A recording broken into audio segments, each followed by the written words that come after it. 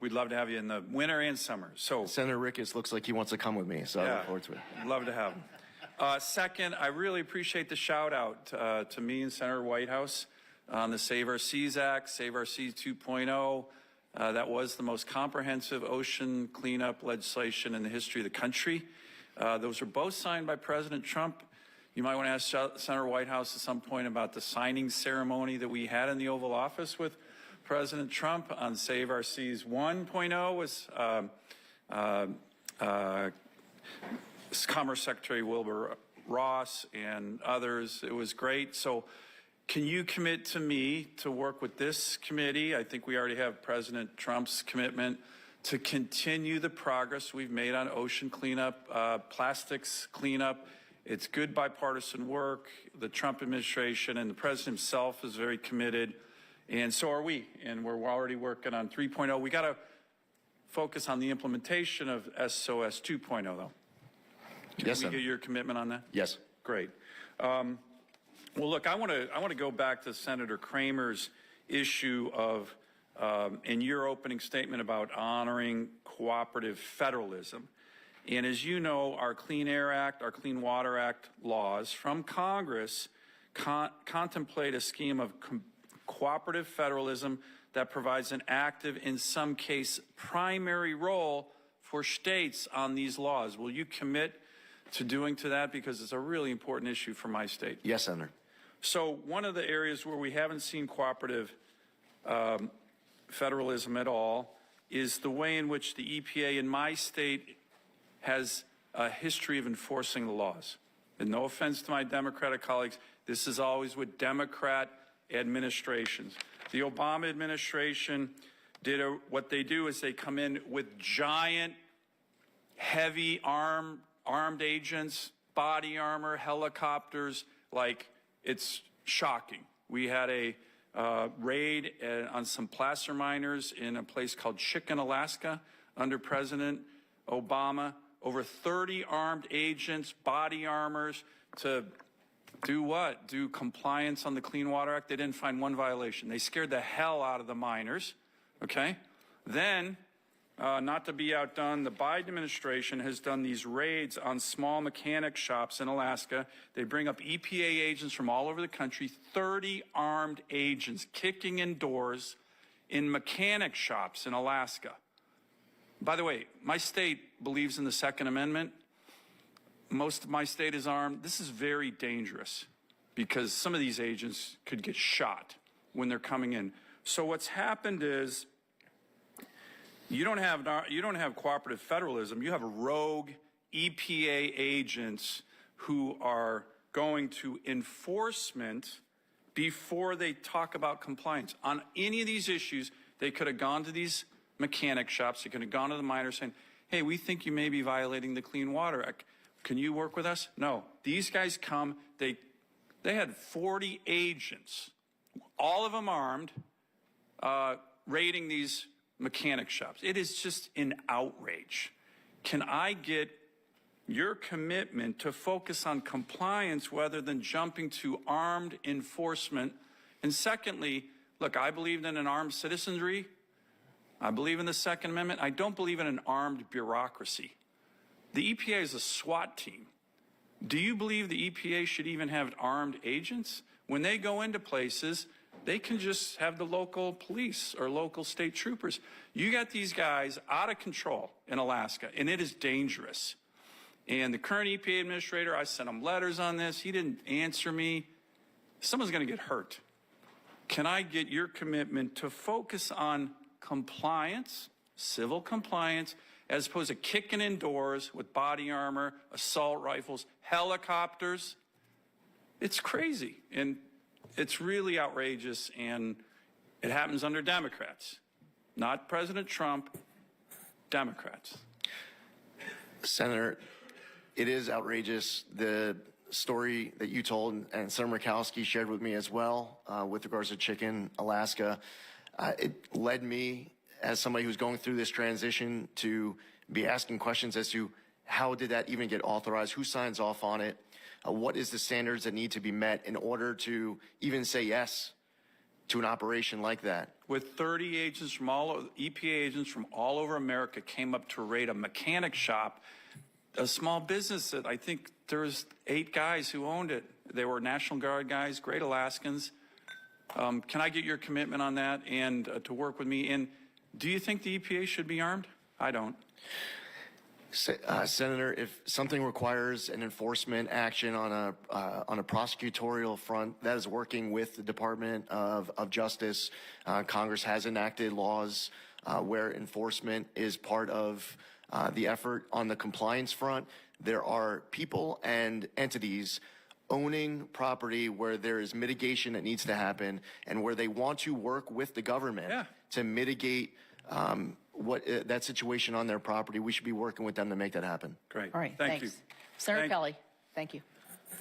Thank you, Madam Chair. Mr. Zeldin, congratulations on your nomination, and thanks for coming by my office a couple weeks ago. As we discussed, Arizona has some unique challenges that we need some help from EPA leadership on, and we need to work with you as a collaborative partner to help us address some specific air quality and water quality challenges that we're facing, and to do this in a way that does not disrupt our state's growth. We're a rapidly growing state. So let's start with air quality. As we discussed, Maricopa County, which is Phoenix, half the population of the state, is in non-attainment under the Clean Air Act for ground level ozone pollution.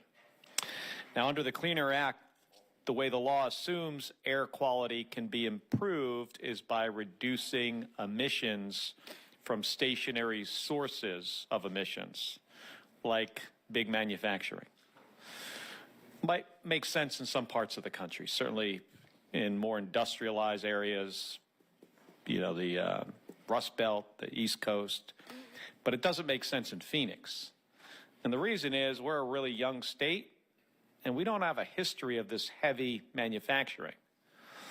And manufacturing, by the way, is not the source of our air quality challenges in Maricopa County.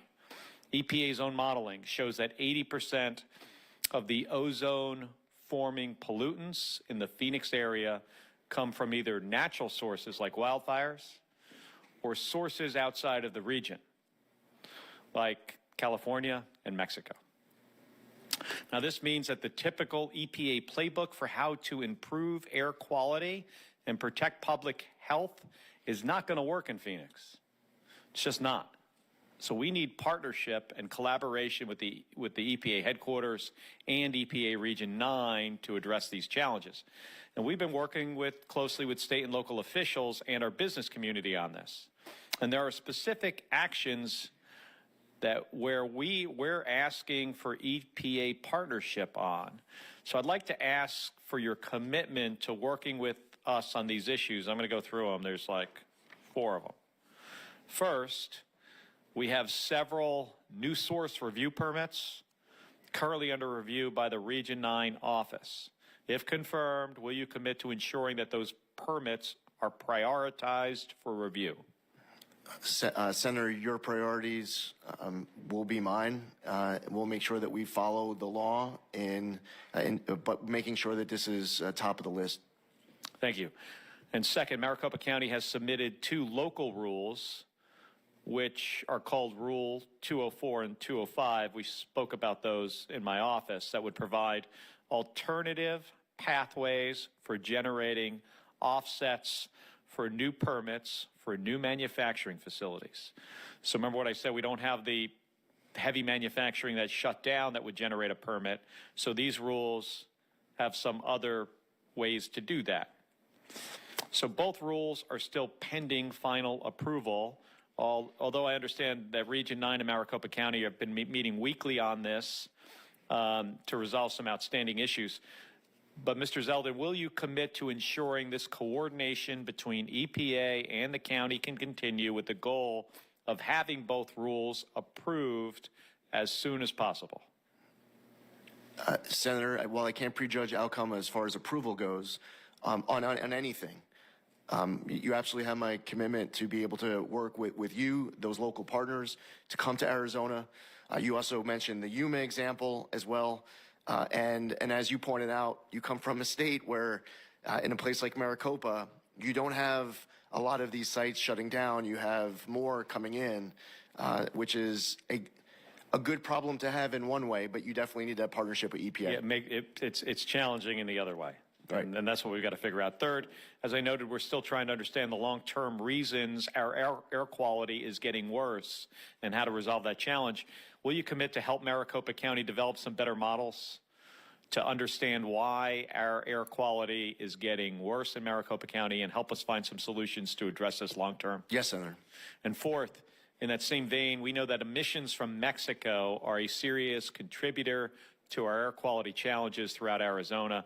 Will you commit to having the EPA Region 9 and the EPA Office of Transportation and Air Quality work with our local officials to ensure that our attainment plans account for cross-border pollution?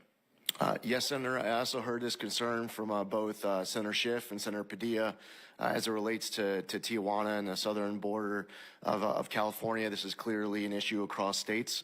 I look forward to working with you on this issue.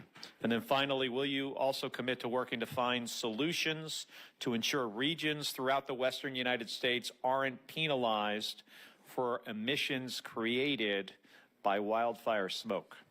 Yes, Senator. Thank you. Thank you, Senator Ricketts.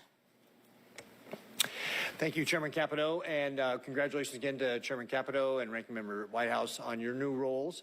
And you mentioned our new member, Senator Curtis, but we also have a new member, Senator Schiff, with us as well. We actually have 3 new members on our side, and I've been waiting for them to assemble. Oh, okay, very good. I didn't want to leave Senator Schiff out because he's sick there. So, yep, not at all. I'm excited to work with the entire team here with regard to the upcoming session here. And Congressman Zeldin, good to see you again. Thank you very much for being here, and again, appreciate your family sacrifices in the past and serving our country and your continued willingness to sacrifice and serve our country again in this new role. You know, rule of law is what binds Americans' trust to government, right? All too often, we've seen under this Biden administration that the rule of law and congressional intent has been subverted by trying to appease radical left-wing environmentalists. And that undermines people's faith in government and the rule of law and the trust of our institutions.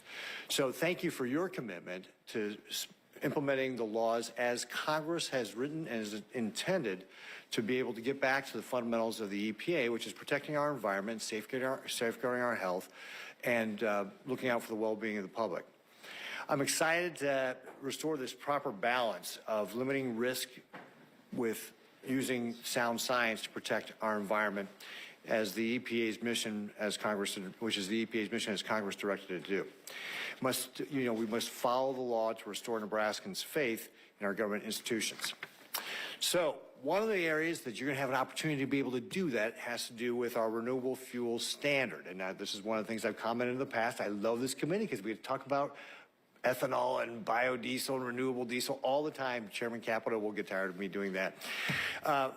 But what we've seen in the past under the Biden administration is that, RVOs are set below production levels and they're chronically late. For example, the RVOs for 2026 are required by law to be published on November 1st, 2024. That did not happen, and it's not likely to happen until probably December 2025. The 2023 and 2024 RVOs will lag behind industry production by 3 to 4 billion gallons. That's the actual capacity of the industry today. Congressman Zeldin, do you commit to give producers and the industry certainty in the marketplace deserves? And again, this is what businesses want. They want certainty. They want to know what the rules are so they can plan for it.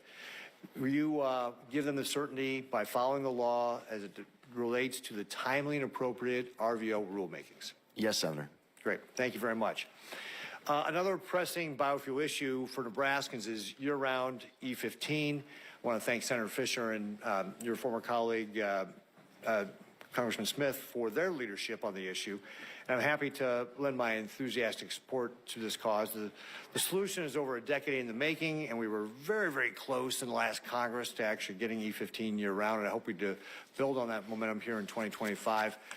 Congressman Zeldin, although the issue will not be solved entirely by the EPA, can we rely on your part to create a market of certainty for liquid fuel stakeholders and agricultural producers by doing all you can to ensure that Americans will have access to E15 all year round?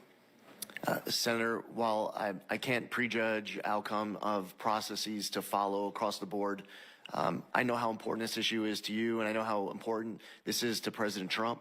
The president has expressed this time and again with regards to you. You've heard it from Senator Ernst. I've heard it from Senator Grassley, Senator Thune, Senator Fisher, and others, Senator Hawley. So I understand how much of a priority this is for you.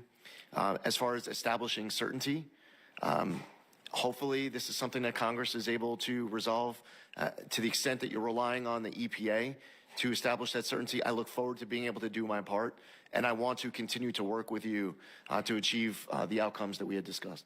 Great, thanks. And, you know, one of the things that, and we'll get into it in the second round of the questioning as well, but I think it's really, really important that we get away from what the Biden administration was doing with regard to trying to tip the scales toward their solution. That's how I interpret their delay on renewable fuels. Like, we all want to reduce our impact on the environment. Renewable fuels are one of the ways we can do that. They wanted to push their solution with electric vehicles.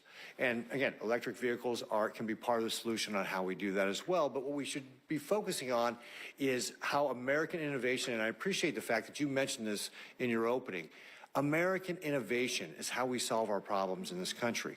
So allow Americans to innovate, to find ways to be able to reduce our impact on the environment. And I'll give you just one example.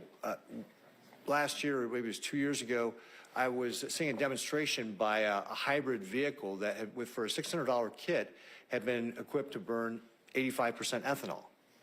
And it was getting 38 miles to the gallon while reducing the amount of emissions that would have normally been done with a gasoline engine. So that's the kind of innovation that can help us reduce our impact on the environment if we're allowed as Americans to actually innovate, and rather than have this big top-down government one-size-fit-all, like, we're going to push this solution on you, whether it works or not. So I see my time has expired, but I look forward to the second round of our questions. Thank you. Thank you. Senator Markey. Yep. Thank you, Madam Chair. Congressman Zeldin, in 2016, in a congressional debate, you said, quote, "There are many different ways that we can be better stewards of our environment. The key is to reduce our reliance on fossil fuels, to become more environmentally friendly, and to pursue clean and green energy." Do you still believe, Mr. Zeldin, that it's our job to reduce our reliance on fossil fuels? Ideally, Senator, to the extent that, first off, I support all of the above energy. No, I didn't ask you that. I said, do you believe it's imperative that we, using your words, reduce our reliance on fossil fuels? Do you still believe that? In considering all factors, in an ideal world, we would be able to pursue always the cleanest, greenest energy sources possible. Well, I'm not hearing you say that you agree with Lee Zeldin in 2016. So that means that we're in a completely different context than for your nomination hearing. Do you see the fires in LA right now? Did you see the storms ripple through Georgia and through North Carolina? The threat of climate change hasn't gone away since you said that in 2016. And I'm just worried now your change of tone is politics and not the science, which you apparently did believe at that time. Let me ask you the next question. Do you also accept that under the Supreme Court's ruling in 2007 in Massachusetts versus EPA, and in 3 subsequent cases, that the EPA is obligated to regulate greenhouse gases as air pollutants from motor vehicles, power plants, and other industrial sources, as, quote, the Supreme Court said in their decision, may reasonably be anticipated to endanger public health or welfare? Do you accept that as a mandate, Mr. Zeldin? Authorized. Yes, Senator. You do. Authorized to, Senator. Authorized to. You don't actually then accept the requirement that you have to deal with the endangerment that fossil fuels actually poses to LA or North Carolina or Florida or the Gulf Coast almost on a yearly basis. You don't accept that. Senator, I just want to be accurate. And in citing Massachusetts versus EPA, the decision does not require the EPA. It says authorizes the you're EPA. obligated. You're obligated to regulate. If you find there's an endangerment, you're obligated. Do you feel it's an obligation? Yeah, but it doesn't say that you are obligated to, and that's it. There are steps that the EPA would have to take in order for an obligation to be created. I'm just going off the actual text. Right. Of Well, this again, legislation. do you think we're in danger in LA? Do you think the people in North Carolina and the Gulf Coast were in danger? Are they in danger? Absolutely. For people who are having their Right. homes burned down. Then you have an obligation to deal with that and to do something. Senator, I'm not hearing your job at you see your job at the EPA as doing something about it. You know, we're watching firefighters run towards the flames in Los Senator, Angeles, and the EPA is responsible to keep the fiery embers of climate change under control. Power plants, cars, industry. Are you going to fight those dangers, Mr. Zeldin? Are you going, as you said in 2016, or are you going to fan the flames of destruction Senator, on the demand of the fossil fuel industry, which you now refuse to actually hold responsible for the rapidly warming country that we're living in? Senator, there's a few things there. First off, as far as the Supreme Court case goes, it was not a decision of the Supreme Court that if there was a fire in 2025 in California, that if that fire creates a danger to people having their homes burned down, that the EPA is then that triggers the EPA to regulate carbon dioxide. There's just more to that. I'm just trying to be accurate. It's pretty simple. It says the EPA is supposed to be the environmental watchdog and not a fossil fuel lapdog. That's what it says. But it doesn't actually say that, Senator. It's supposed to have families be able to sleep at night knowing their air is clean and the water is safe and their future is protected. And it just should not leave people up at night wondering if they are going to have danger that comes into their family's existence because of polluters. That's the job. And between 2016 and today, something has happened that you're not willing to just come right out and say that fossil fuels is the central culprit that has been ultimately created by human beings that the EPA's job has as a responsibility to reduce. And you refuse to actually take that central responsibility. Thank you, Madam Chair. Senator Bozeman. Thank you, Madam Chair. And again, congratulations to you and Senator Whitehouse. You all are going to be a great team as usual and a great example, I think, for the rest of Congress. Look forward to working with you. We appreciate you being here, appreciate your willingness to serve. We had a great meeting. And I want to compliment you on the fact that you have made yourself available. I know you've worked on that really hard. Senator Curtis, in response to a question of his, you talked about the frustration of, writing letters and, you're at a hearing and nobody's responded and making calls. You've got maybe a situation like Dan talked about or whatever senator on both sides of the aisle, and you just can't get through to anybody to really, Can you talk about, as a former member, how important that is to you to make sure that you're going to continue to be available, answer the phone, and be such that we can get the information that we need to go forward? Senator, I want every member of this committee to have the ability to contact me, to be able to share directly your concerns and your ideas. I want to be responsive to all of the members of this committee. I want my team to be able to work closely with your offices. I want to know what all of your priorities are at any given time. And I want to make sure that I am accountable and transparent to this committee. I spent 8 years in the House of Representatives.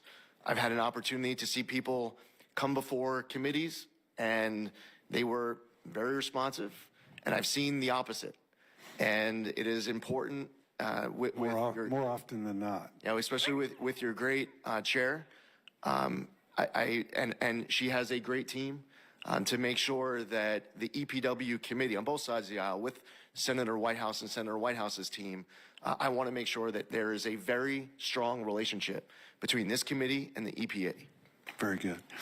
I have the privilege of serving my colleagues as chairman of the Ag Committee, which has the direct oversight of EPA's Office of Pesticide Programs. I understand you and Agriculture Secretary nominee Brooke Rollins have a good working relationship. As issues affecting agriculture arise, I've found farmers and ranchers are best served when the EPA and the Department of Agriculture are working together.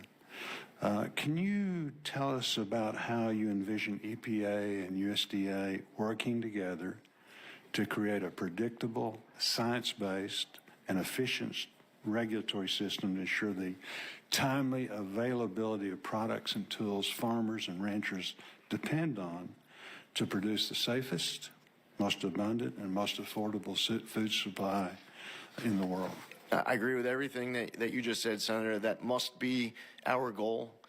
That should be the relationship between all agencies, including the interaction between the EPA and the USDA, in a way that you are able to go back to all of your constituents and to be able to talk about that progress that has been achieved as a result of these agencies working together.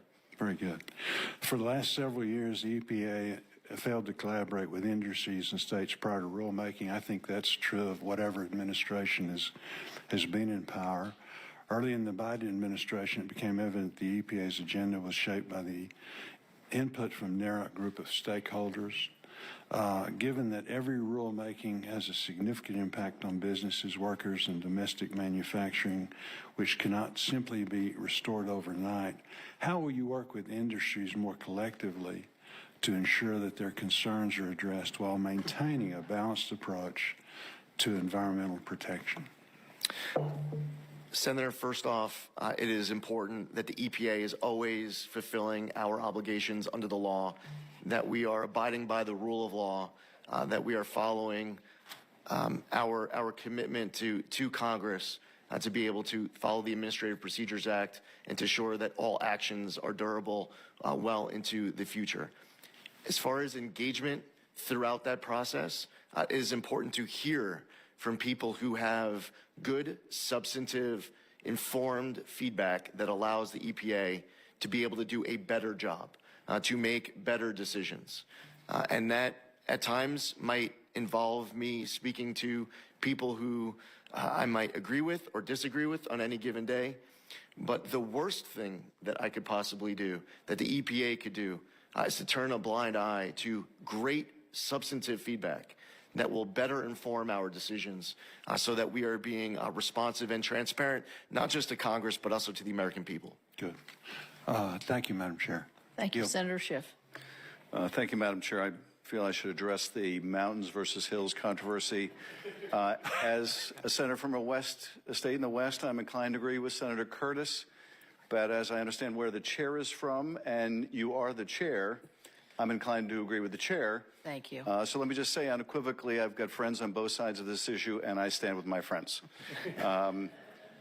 Zeldin, as you're well aware, the horrific fires that have ravaged California over the last week have displaced thousands of people, resulted in the loss of more than 24 lives. As these fires continue to destroy Californians' homes, livelihoods, and so much more, it's more important than ever that California has the full support of the federal government to recover and respond. Fueled by severe drought conditions and strong Santa Ana winds, unimaginable events like these fires devastate communities and worsen Californians' water scarcity. When you were a state senator in New York, you were a member of the state Senate Bipartisan Task Force on Hurricane Sandy recovery.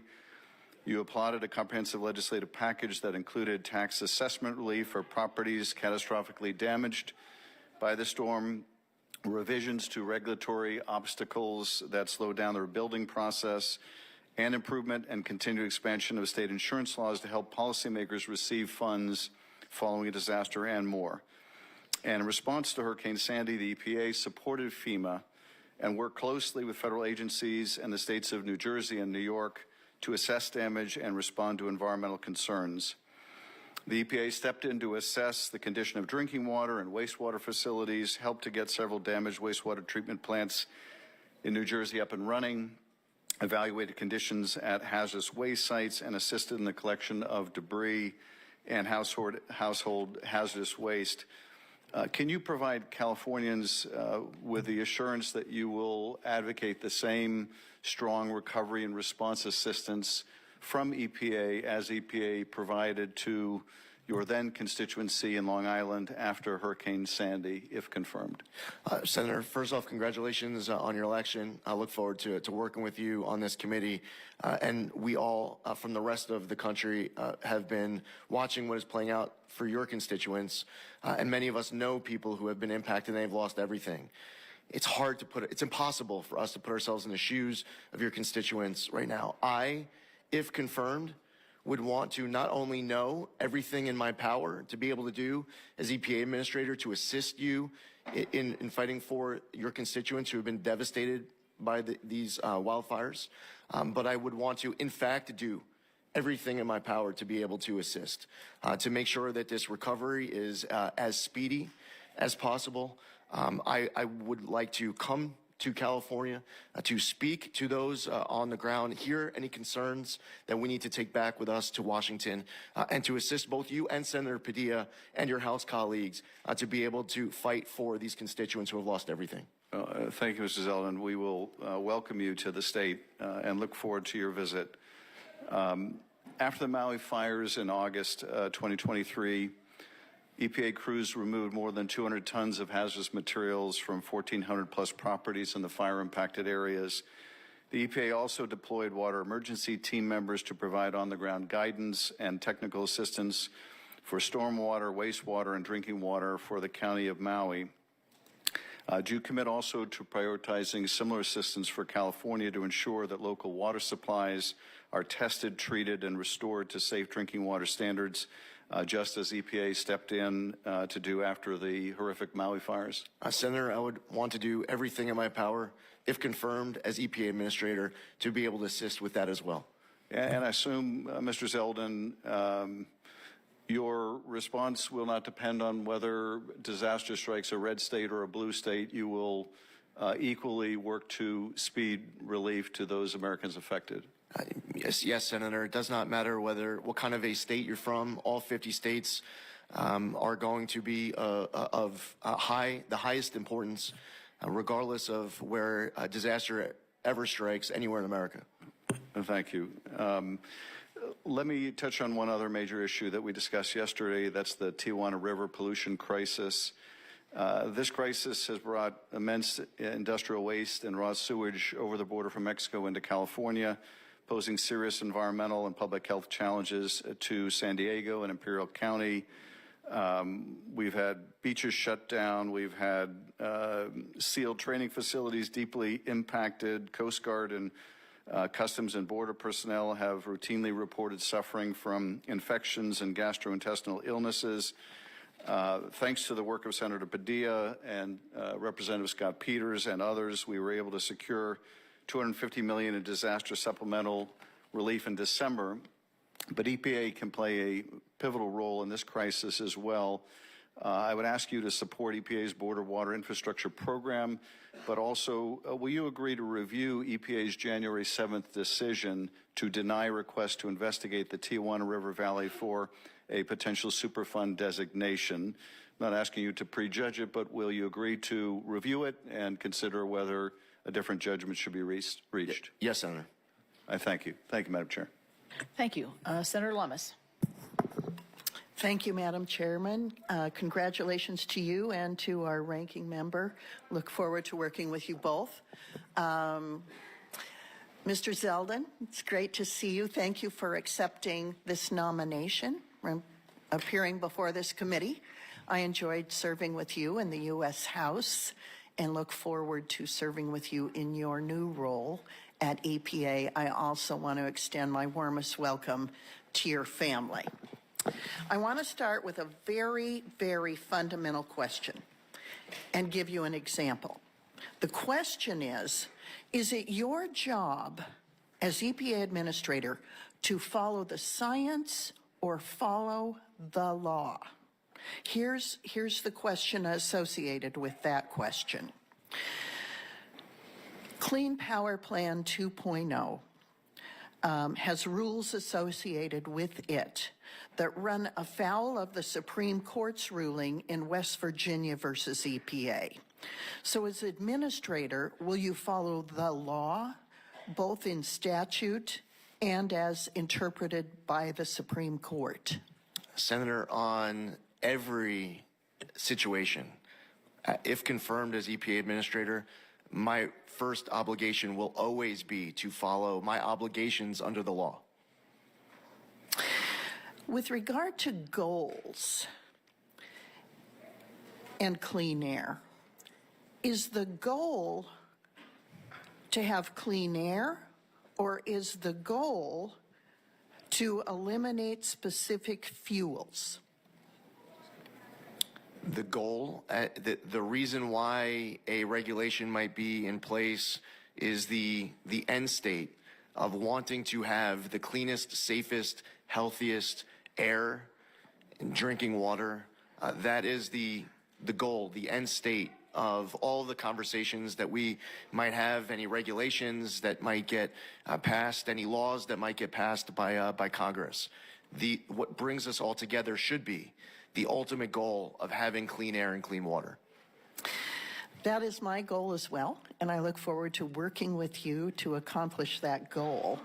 I spent 4 days in October in Silicon Valley, mostly meeting with firms that are developing artificial intelligence. If the U.S. is to be the leader in developing AI, we need abundant energy, and it has to be baseload energy. The demands of artificial intelligence for energy are going to be extraordinary. And so our goal, as you and I agree, is to provide that additional abundant energy so the United States can remain the leader in the world on the development of artificial intelligence, provide that additional energy in the cleanest way possible. And in some instances, that may involve finding the absolute cleanest way to continue to use fossil fuels. I want to point out to you, if you look at how clean natural gas is in the United States compared to other countries and compared to other sources of energy, you'll be stunned at how clean it is. Yet, sometimes this panel and others tend to lump all fossil fuels together and assume that they cannot be provided as part of the energy baseload in this country in a clean way. I'd like to invite you to Wyoming so we can show you that there are ways that fossil fuel can be used and that carbon capture and sequestration can be used to help include all types of fuels in developing the energy this country needs in order to be artificial intelligence leader of the world. Now, I have another question with regard to small refineries. Thank you for indulging that editorial comment. Are you aware that there are more than 100 petitions for hardship relief that remain to be decided by EPA, some dating back more than 5 years with regard to small refineries? And if confirmed, can we work together to outline an expedient timeline for reaching decisions? Yes, Senator. Thank you. I want to include a couple of other questions that I think are of significance with regard to PFAS. And I'm running between two hearings, so excuse me if I'm being repetitive. Do you plan to ensure that EPA's policies are effective while protecting passive receivers from lawsuits and consumers with unreasonably high utility bills? And let me explain here. The Biden administration's plan to designate legacy PFAS as hazardous substances under CERCLA can impose liability on entities like municipal water systems that did not produce or knowingly handle these chemicals. So these entities are called passive receivers. I know that it's true at airports. They have PFAS issues as well. And so these passive receivers are now vulnerable to lawsuits that literally could bankrupt small local governments across the nation. My concern is that, of course, we address PFAS issues, but not in a way that submits small local municipal water systems and airports to litigation. Senator, thank you for raising this issue, and I've heard it from your colleagues on this committee on both sides of the aisle during my meetings. It's something that is a big issue to you, and it will therefore be a big issue for me. And I also saw it in my home county of Suffolk County, where we had PFAS issues. The passive receiver issue is something where it could get passed down to the consumer, where they end up paying for the cleanup costs in a way that we need to be cognizant of at the EPA. Thank you, Mr. Zeldin. Thank you, Madam Chairman. I'm sorry I ran over. No, good. I am pleased to welcome one of our newer members, Senator Also Brooks, and I would welcome you and remind you that you have very large shoes to fill with Senator Cardin leaving from the great state of Maryland, and I'm sure you'll be able to do that. So welcome, and it's great to have you on committee. Thank you so much. First of all, I'd like to just say thank you so much to Chairwoman Capito and Ranking Member Whitehouse for your leadership on this committee and for holding today's hearing. I agree with you that we miss Senator Ben Cardin, but I am excited to be able to join this committee. EPW has jurisdiction over many issues that are important to Marylanders, and I look forward to working with both of you as well as all of our colleagues on this committee to address the environmental and infrastructure challenges that we face in our states. To Mr. Zeldin, congratulations again to you and to your family on your nomination, and thank you as well for your willingness to serve and for appearing before our committee today. I appreciate it. I very much enjoyed meeting with you and having the opportunity to speak with you. And so I suspect that my questions will come as no surprise to you based on that conversation. And in the interest of time here, I'd ask that as much as possible that you would answer yes or no to the following questions. Now, while in Congress, you work to ensure that EPA's efforts to restore the Long Island Sound were successful, including advocating for federal funding. Like Long Island Sound in New York and Connecticut, the Chesapeake Bay is an economic driver in Maryland and across the Bay watershed. The Bay is the nation's largest estuary and is one of the most productive fisheries in the United States. And so I ask you whether you would agree that restoring and protecting our nation's estuaries and watersheds is a shared responsibility between the states and the federal government. Yes, Senator. Furthermore, if confirmed, will you advocate for robust federal funding for regional restoration efforts across the country, including the Chesapeake Bay and for the National Estuary Program? Yes, Senator. Ultimately, it will be up to Congress to decide on funding levels, and it'll be my obligation to make sure that money is spent to Congress's intent. Thank you. Now, the EPA has said that no amount of lead in drinking water is safe, and lead in drinking water is particularly dangerous for children. The bipartisan infrastructure law, which you oppose as a member of Congress, made historic down payments on lead pipe replacement to ensure that communities across America have access to safe drinking water from lead contamination. If confirmed, will you build on the success of the bipartisan infrastructure law and support additional funding for lead pipe replacement? Senator, yes to the same answer as my last question. Ultimately, it's going to be up to Congress to decide what the policy is, what the law is, what the funding level is. My commitment and my obligation will be to make sure that funding is spent to Congress's intent as laid out in those appropriations. But you recognize that lead in water is a problem, particularly for children. Yes, Senator. And would you be able to commit to not cutting funding that would aid in replacement of these lead pipes? Senator, if confirmed as administrator of the EPA, won't be cutting any funding. That's a decision as far as funding levels for Congress to set. Whatever funding level Congress decides upon is going to be the letter that is going to be the number that I am committed to fulfill my obligation of being a good steward of the tax dollars and spend to Congress's intent. Okay. Now, the unofficial Department of Government Efficiency, led by Elon Musk, has proposed laying off 75% of government workers. Across the federal government, their plan would result in more than 1.7 million civilian employees being laid off, including almost 500,000 veterans. If the Trump administration follows through on this proposal, that would mean more than 12,000 employees at the EPA would be laid off, and many of these are hardworking, dedicated public servants who live in Maryland. Do you support firing 75% of EPA employees?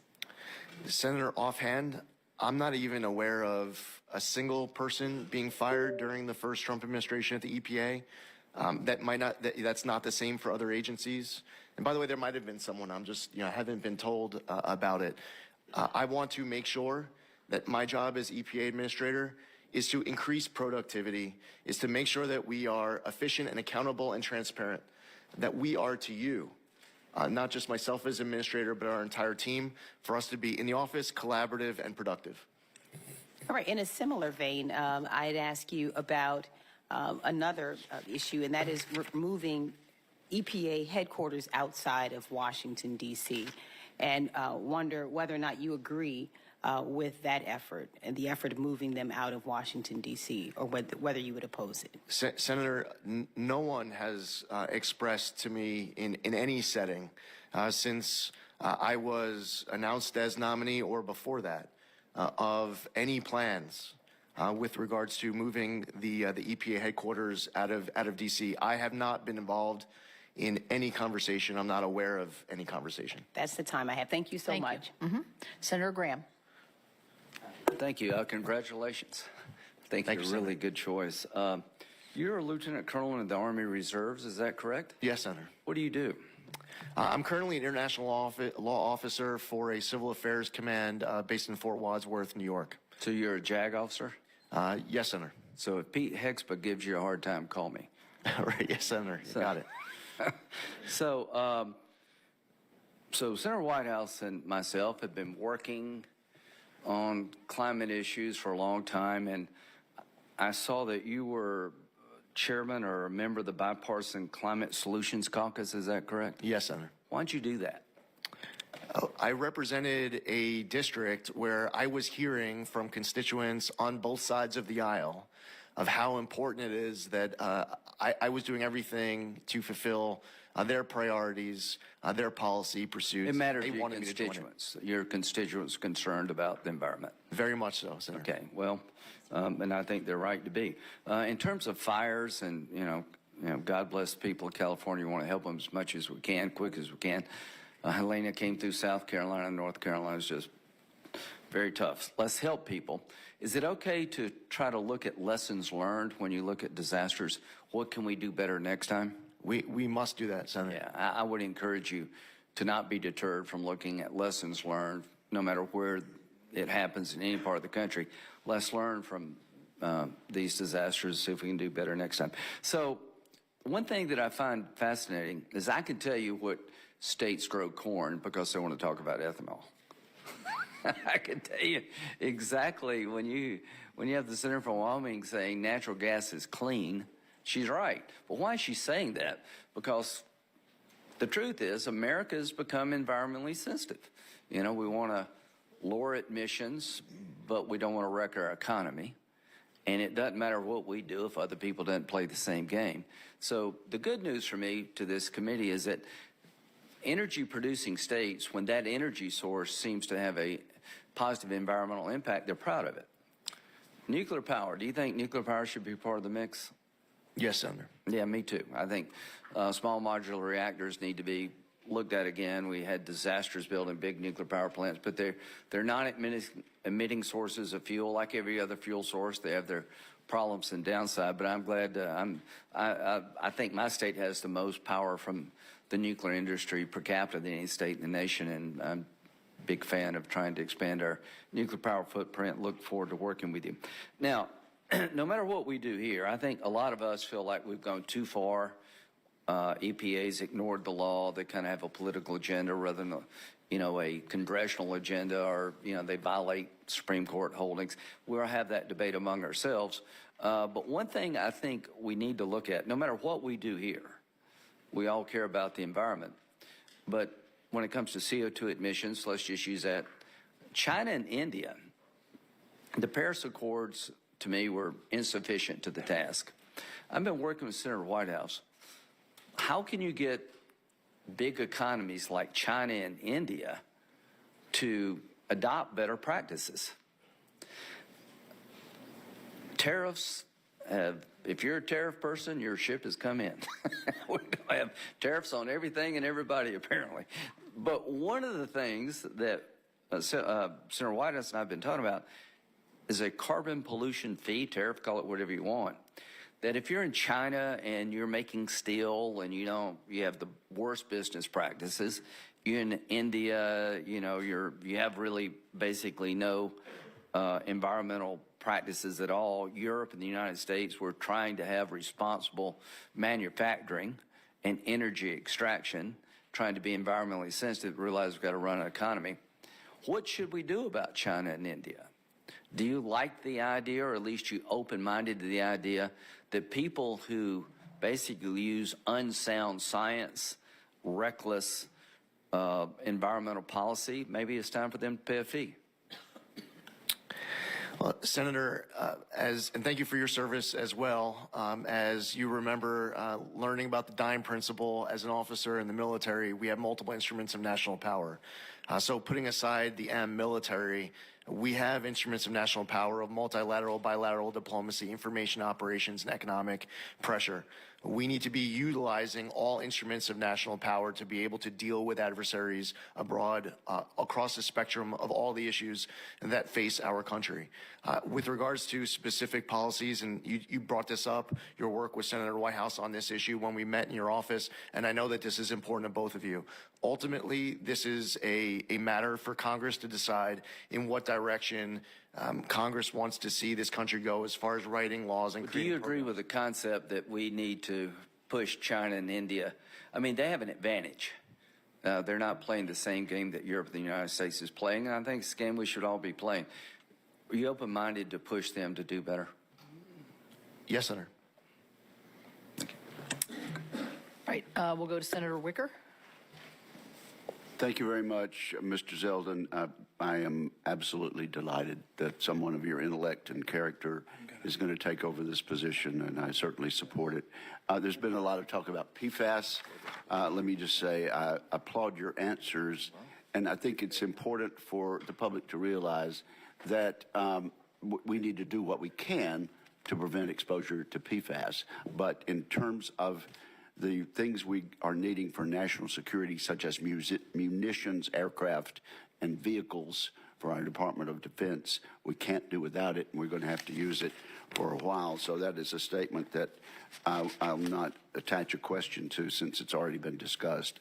Let me talk about a couple of items of local interest. DeSoto County is the county in Mississippi that's the suburban county to Memphis, Tennessee. some years ago, Memphis and DeSoto County went in together, got federal funding for a wastewater disposal system. As DeSoto County has now exploded in population and is now 200,000 people, the people of the city of Memphis decided that we were taking too much capacity and that DeSoto County should go it on its own, and went to a federal court, and perhaps a Tennessee judge saw it the way that Memphis was looking at it anyway, ruled that DeSoto County's got to get their own wastewater system and do it in a hurry. Happy to do this, but the federal government having told us that we have to do it, we're going to need some help.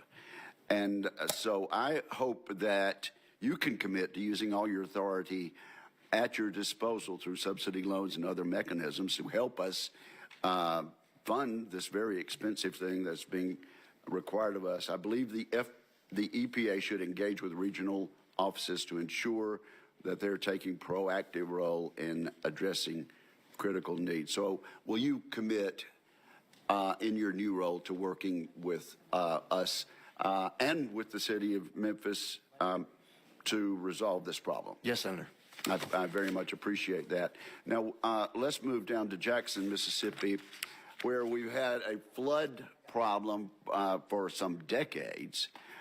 A flood control measure was authorized in the WRDA Act of 1986. I don't know what you were doing in 1986, Mr. Zeldin, but it is a long time ago. This initiative has undergone several revisions, and at my urging and my almost weekly and monthly exhortations, we are nearing final approval of the Pearl River Flood Control Project in Jackson, Mississippi. The local sponsor backing the project, which is the Rankin-Hines County Pearl River Flood and Drainage Control District, has diligently addressed all the environmental concerns. I hope we get approved in this calendar year, but I don't want decisions made in some room where our guys are not there to at least put their point of view in. So would you agree that local sponsors should be involved in discussions, scheduled meetings, and activities related to finding solutions as we go forward in the final stages? Yes, Senator, and I would like to travel to your state and meet with these individuals and these groups who you want to make sure I hear their feedback from. Good. Well, I can assure you it's bipartisan and just about as broadly based as possible. Now, let me just mention something. And I don't know that that you can make any promises to me because this is before the Supreme Court, but I just want to say on the record, there is a good neighbor rule that's come out of the Biden administration, and it has somehow concluded that my state of Mississippi, under a population of under 3 million, is somehow to be penalized for downwind ozone pollution from Mississippi to Dallas, Fort Worth, and Houston. Now, those of us who've seen weather maps, we know kind of the way weather travels. It doesn't travel from east of the Mississippi back to Houston and Dallas, but somehow they have determined that our largely rural state of Mississippi should be penalized for ozone pollution in Dallas and Houston. The Supreme Court's looking at it. I don't think you can comment on it. I hope we can rescind the rule entirely, but I just want you to be aware of how utterly absurd the federal government has been with regard to this good neighbor rule. Understood, Senator. Thank you very much, and thank you, Madam Chair. Certainly. Senator Padilla. Thank you, Madam Chair. I think you need your microphone, sir. Just Thank you, Madam Chair, and want to, first of all, congratulate you on the nomination, congratulate your family that's here to support you, and acknowledge what I understand is a very positive exchange you had with my colleague from California, Senator Schiff, in regards to the current wildfires and EPA's role, partnership, response, and our ongoing need to maintain that. So I, too, look forward to welcoming you out to visit the impacted areas.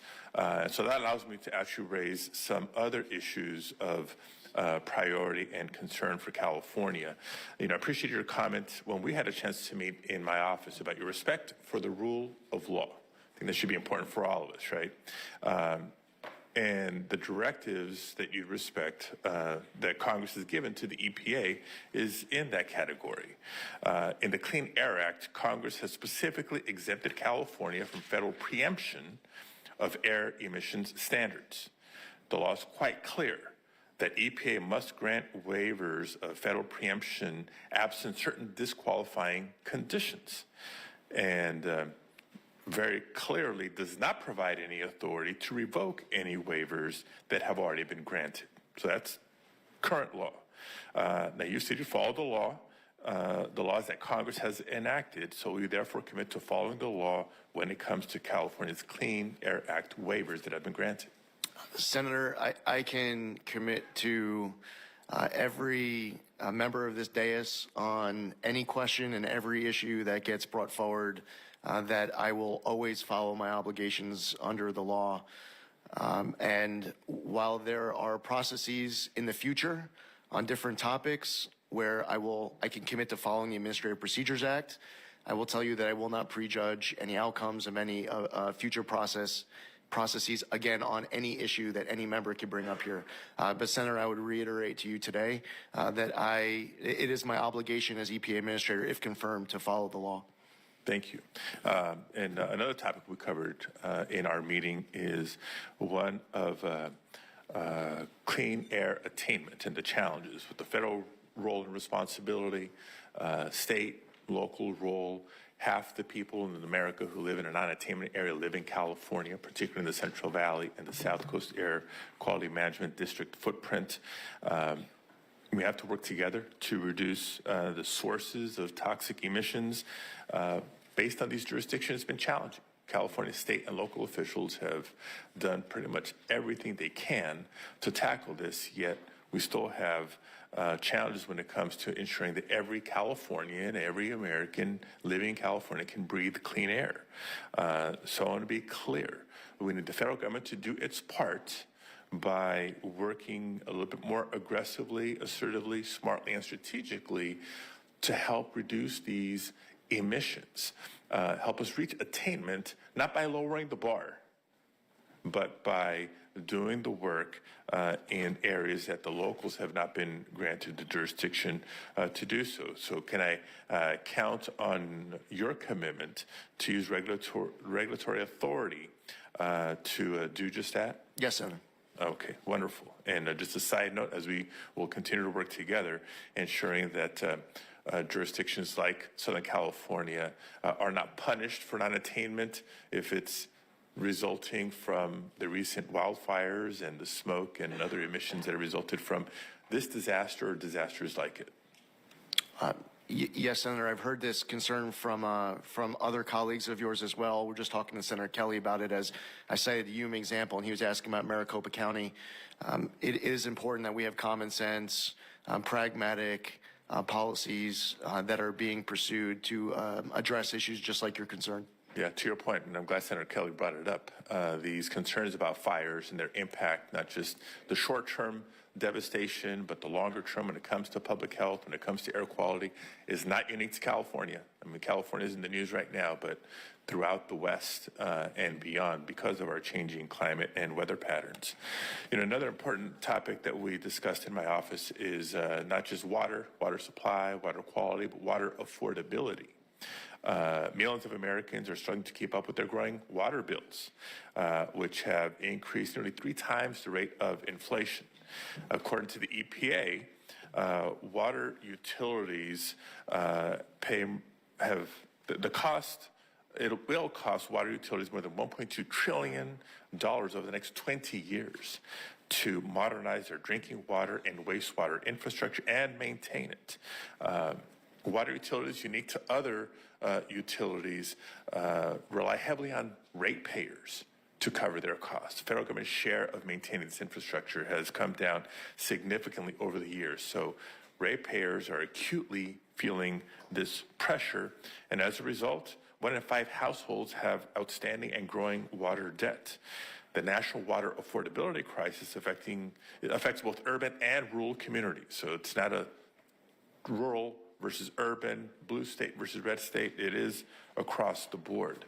I shared with you the idea of replicating the LIHEAP program. We have a low-income home energy assistance program because you shouldn't have to freeze in the winter just because you may be low income. The same applies to having water. We know how fundamental water is for life and the economy.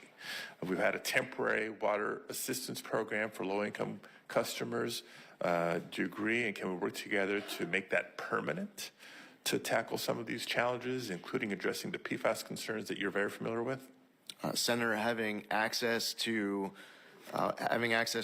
clean drinking water is something that I want to, if confirmed, to be able to do my part, and working with you and your colleagues across the entire country to deliver.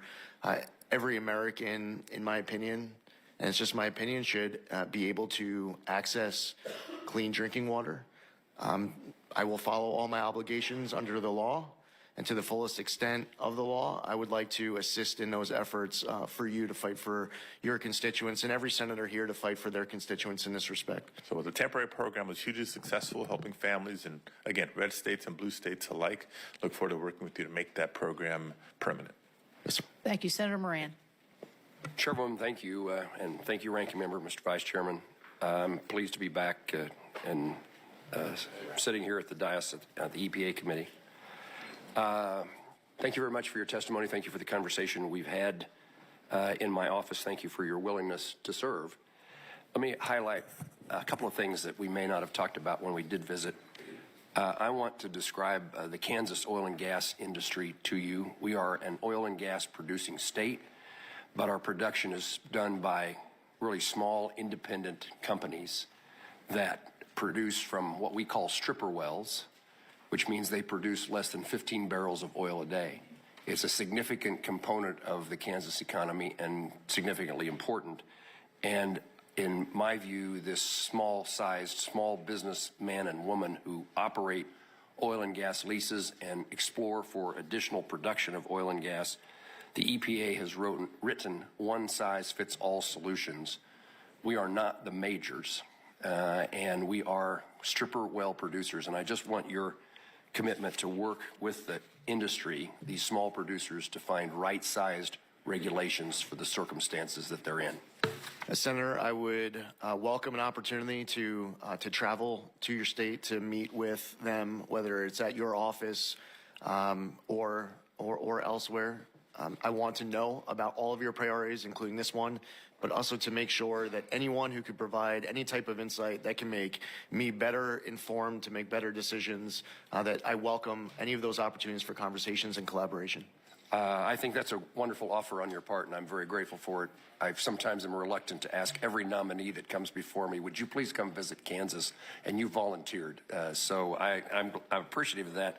And I would tell you, I can't imagine the excitement, the opportunity that people in that industry would see to have the capability of talking to somebody with you, like you directly in a state like Kansas. So thank you, and we'll get on your schedule, although you have to say once confirmed. So I look forward to that. In a different vein of energy production, I've created with my colleague Senator Bozeman and others a Sustainable Aviation Fuel Caucus. Kansas and Wichita in particular is the air capital of the world. We produce many more general aviation aircraft than anybody. We manufacture with thousands of employees working in aviation and aerospace. And I want to bring together the opportunity to bring the agricultural aspects of Kansas together with the aviation aspects and pursue the development of SAF, Sustainable Aviation Fuel. I wanted to know, I guess the question would be, we need your help in pursuing opportunities to develop the technology and any regulations that would follow that. And I suppose if you're coming to Kansas, we ought to introduce you to the people who are in the process of developing a new industry as the airline industry shifts itself from fossil fuels to, let me say that differently, from the fuels it uses today to sustainable aviation fuel produced by agricultural byproducts. Senator, I look forward to that conversation as well. Okay. The state revolving funds, I don't know whether anybody's asked this question before, but it'd be a mistake for me that clean water and drinking water state revolving funds are hugely important. I represent a lot of communities in which they are placed under significant requirements by the federal government, but they don't have the ratepayers. They don't have the number of users of water. It stands out to me, the small town in my home county, a town of about 80 people, have a regulation that they couldn't raise the rates on their water users sufficiently enough to pay for the regulations. And so the Clean Water and Drinking State Revolving Fund is hugely important to help small communities meet the needs. Many, if not all, want to meet those standards, want their consumer, their water purchaser, to have the cleanest, safest drinking water possible, and yet the rules are so unaffordable, they don't know where to turn. I'll work with you, and I just want to make sure that you would commit to continuing to support a robust funding. Yes, Senator. Ultimately, the funding level will be set by Congress. It will be my responsibility to ensure that I'm doing my part to fulfill congressional intent and being good steward of tax dollars so that I can report back to you on all sources of funding coming through the EPA. This specifically, I've heard from other colleagues of yours on this dais as a top priority of theirs, and therefore it will be a top priority of mine too. I thank you for that. I would also add that you should need to be a voice within the administration as the budget is prepared and OMB makes decisions in support for the fund as well. It's certainly true that presidential budgets are not irrelevant, and it's useful if we start with a robust number that is beneficial to the country. Last question I'll ask is, I'm interested in what our country's doing. I'm involved in the national security aspects of my time in the Senate involves those things. Is there any role for EPA to play in the critical minerals world? Yes, Senator. President Trump has expressed a desire of having an energy council. He wants there to be collaboration between different agencies of different levels of jurisdiction. That involves everything from permitting reform, which is one topic actually that I heard Senator Whitehouse reference earlier in his opening remarks. I believe that it is important for agencies to be working together, regardless of whether we are the lead agency or we have a different role to play of following another agency. But I look forward to any collaboration working with other agencies to do EPA's part. Congressman Zeldin, thank you for taking my questions and responding. Thanks, Senator. Thank you. Last but not least is someone who also has some big shoes to fill, as the former chairman of this committee was from the great state of Delaware. But I know that Senator Blunt Rochester is well up to the task, and we welcome her to the committee and welcome you to the questioning. Thank you. Thank you, Madam Chairwoman, and thank you so much to you and the ranking member for the warm welcome. I'm excited to be on this committee. Senator Carper and I wear different types of shoes. I wear pumps. Let me begin by expressing my gratitude, though, to the former chairman of this committee, my friend and mentor, Senator Tom Carper, for his years of faithful service, not only to this committee, but also to our nation and to saving our planet. I'm proud to be able to be a member of this esteemed committee. And Mr. Zeldin, I appreciate your visit last week, and you clearly stated in your testimony that we must ensure that we protect our environment.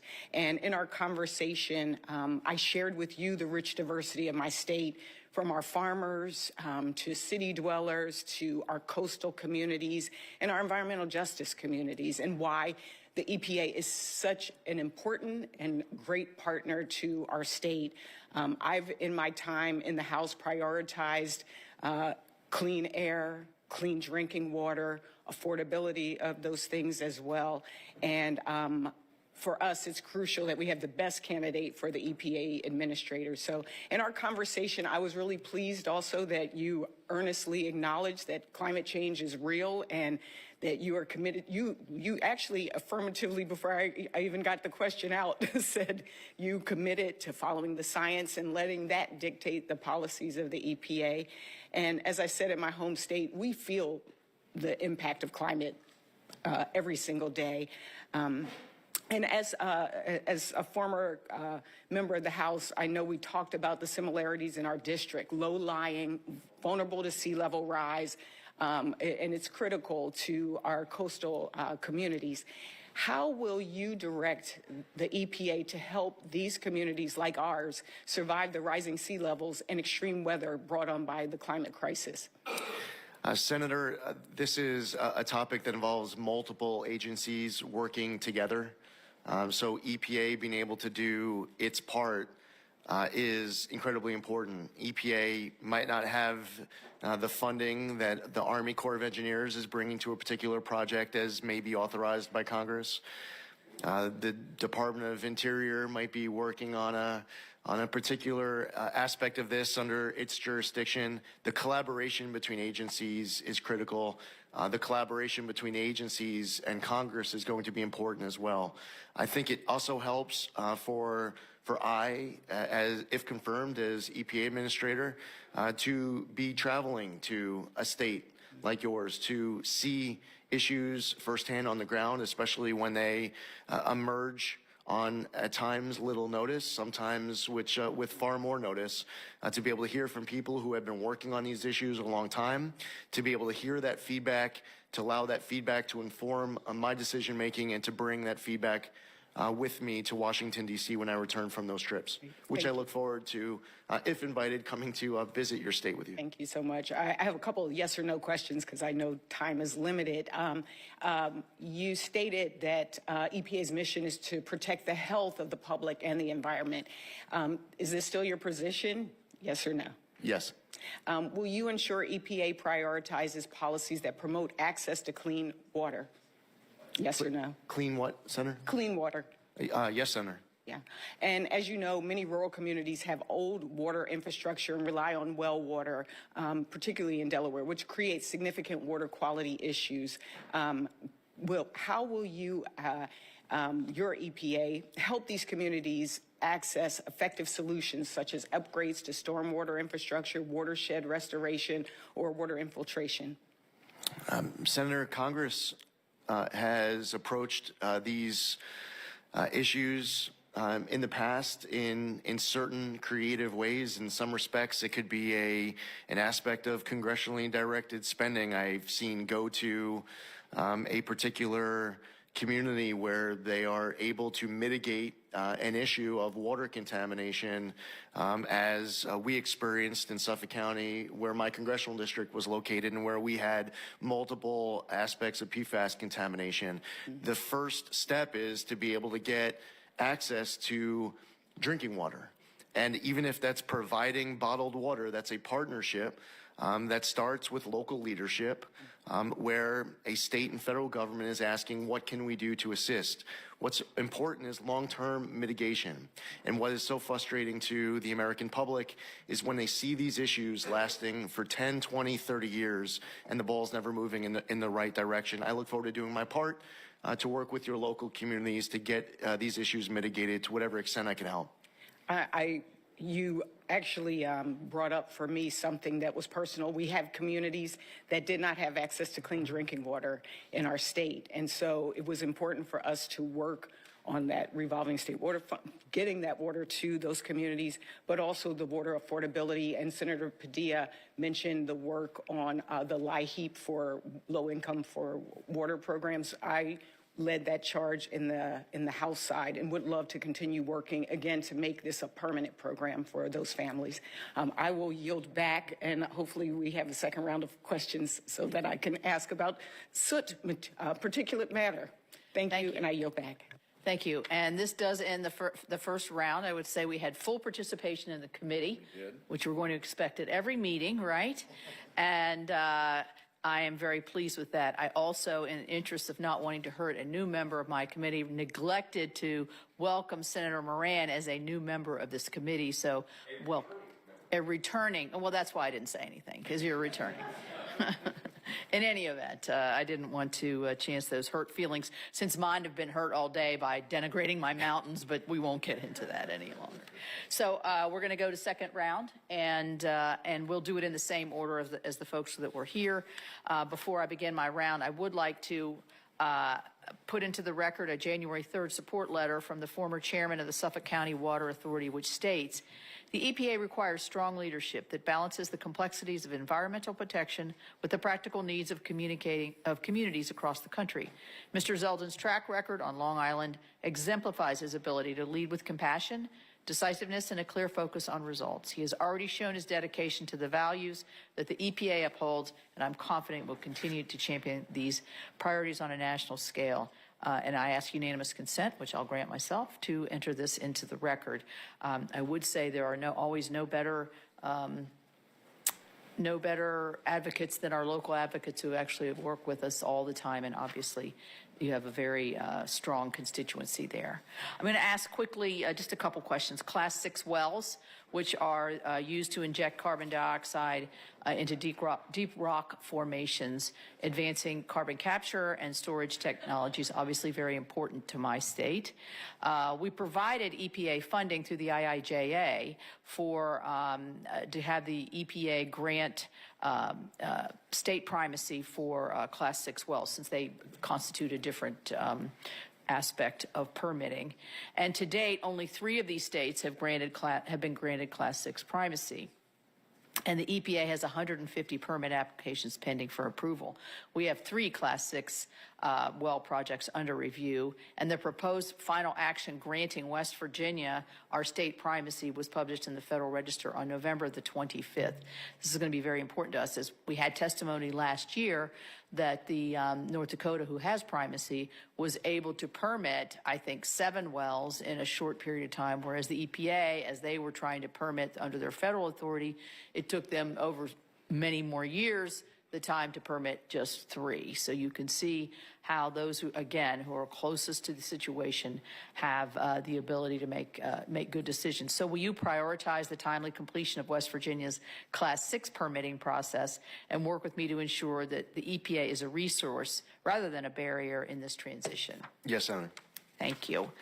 You mentioned permitting, and I was very pleased to hear Senator Whitehouse mention permitting reform. We've had lots of stops and starts over the last probably 2 to 3 years on this very issue, and it's holding up construction of critical energy, manufacturing, infrastructure, transportation, doesn't matter what kind of energy, renewable energy, pipelines, whatever. So we need to make it easier to build in America. I believe that's President Trump's vision as well, by modernizing and streamlining our environmental review and permitting processes. Congressman Zeldin, what opportunities do you see for EPA to be able to establish more efficient and predictable permitting processes, in addition to working with all of the other agencies that play a part in this vital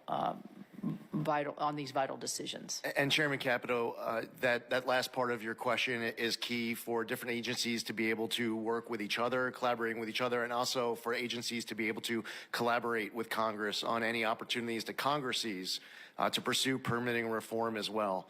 As far as EPA jurisdiction goes, we see a role of the EPA, for example, as it relates to environmental impact statements. There are different issues where there will be opportunities for the EPA to follow its obligations under the law. There's a possibility that Congress might choose to make changes to the law on items that are under EPA jurisdiction. I would look forward to doing my part to make sure that the EPA is not holding up any opportunities to be able to pursue sound applications that otherwise would be and should be approved. Yeah, I think a lot of times in the public domain, permitting reform means to certain people skirting the rules or breezing through environmental reviews without really taking them seriously or actually having them science-based, as we've talked a lot about today. That's not what permitting reform means. Permitting reforms means make these environmental clean air, clean water rules and others and other agencies work together and work so that we are getting the right result of clean air, clean water, but we're able to move forward. And so I look forward to that. Here's another West Virginia issue very quickly, and it's the Muddy Creek Restoration Project. It's 19 miles of waterways that has acid mine drainage. And West Virginia went about in coordination with the past Trump administration, and it was initially championed by the Biden administration to deliver real results in cleaning up this area of our state. It was a true win-win.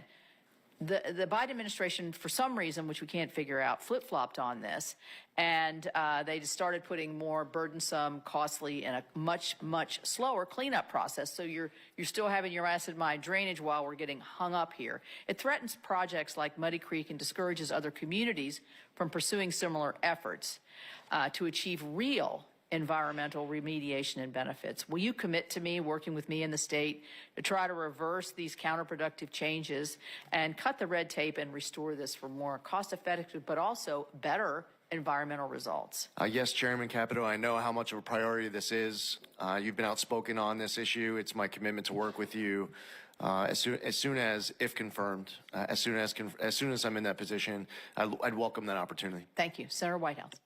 Thank you again, Chairman. Mr. Zeldin, I have something of a life experience PhD in fossil fuel pressure politics, and they'll be coming after you hard, and they'll be feeling very entitled based on their political spending toward a Trump victory. I have two questions when you're faced with that.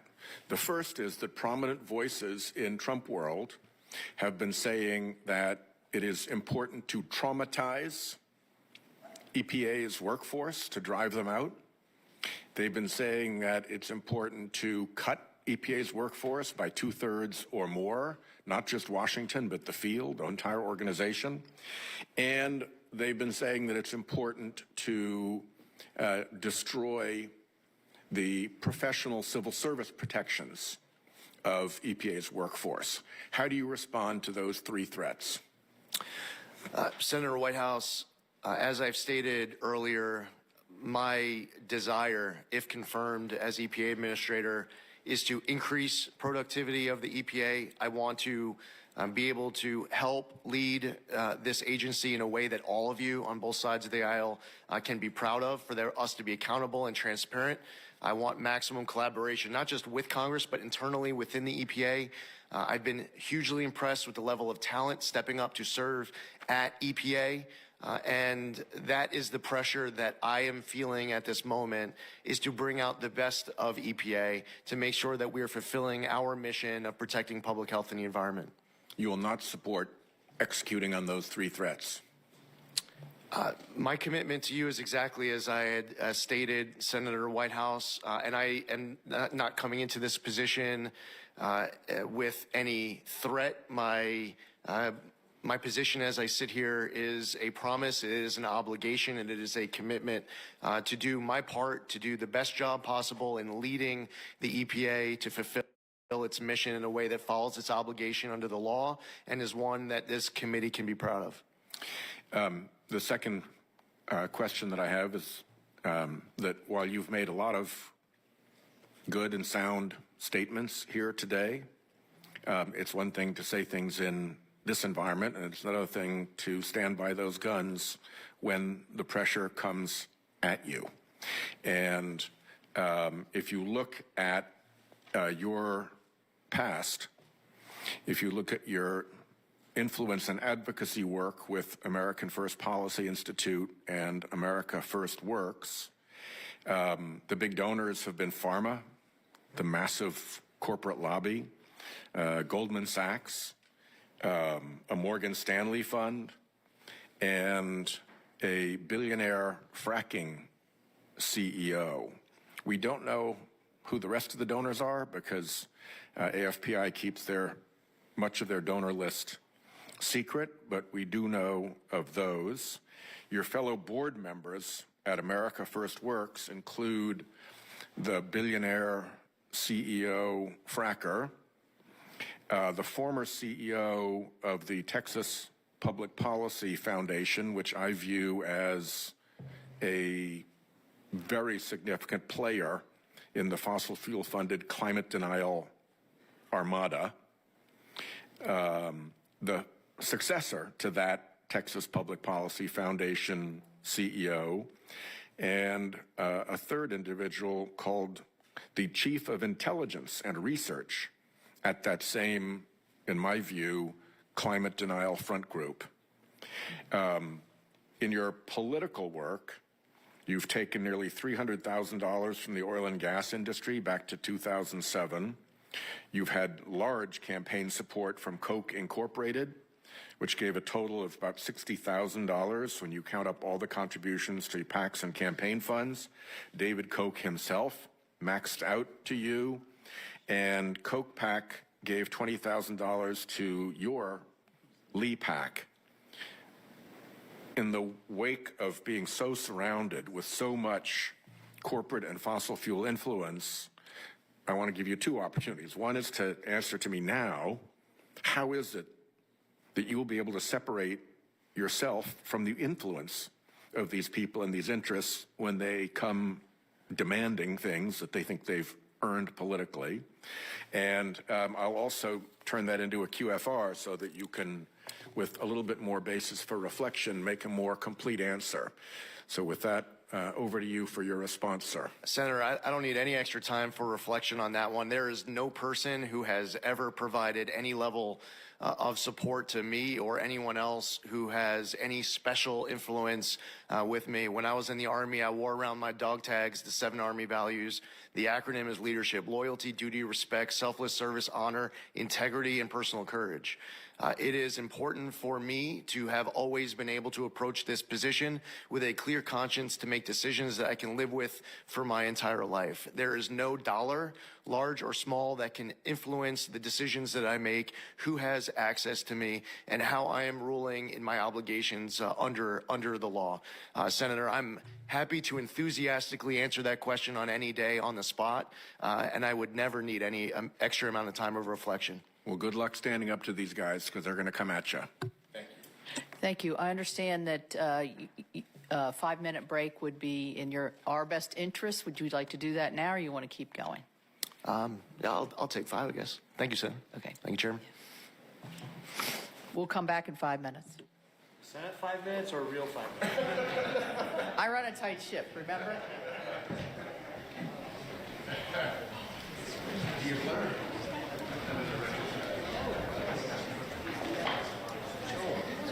How are you?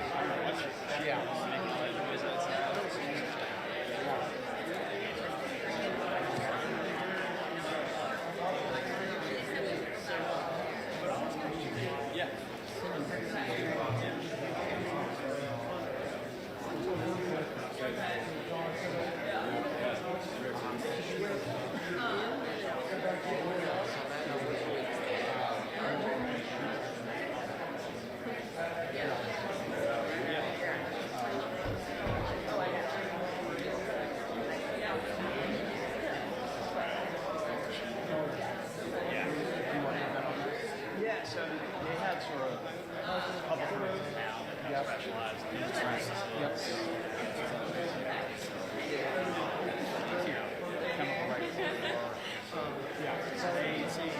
one of them.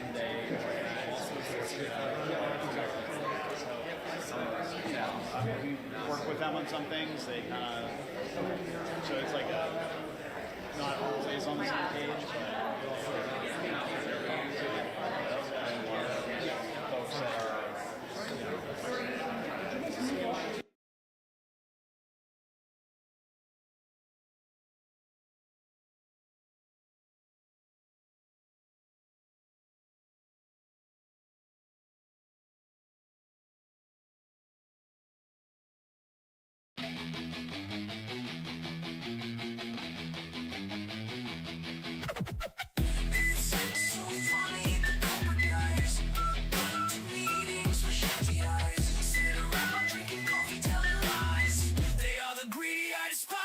What the hell's wrong with their brain? Laughing and smiling when they're in pain. Laughing like Joker gone insane. Their mind has disappeared down the drain.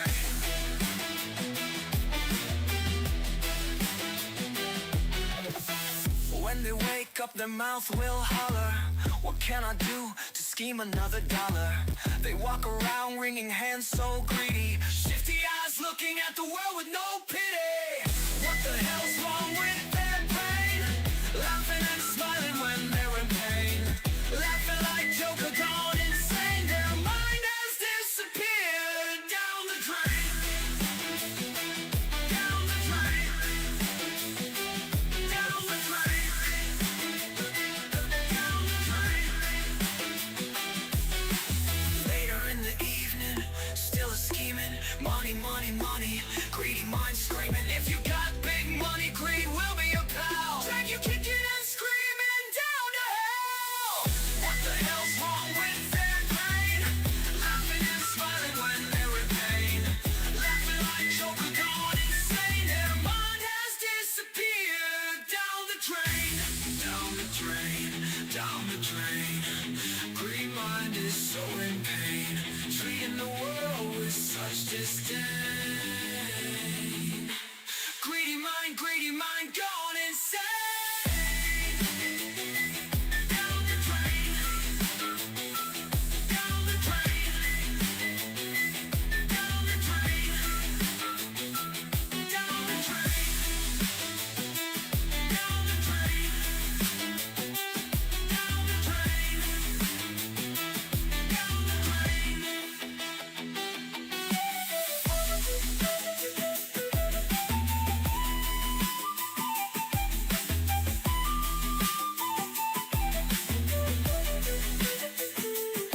So funny, the corporate guys going to meetings with shifty eyes, sit around dreaming.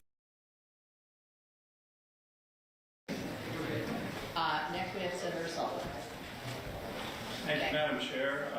Congressman Zeldin, you're doing a great job.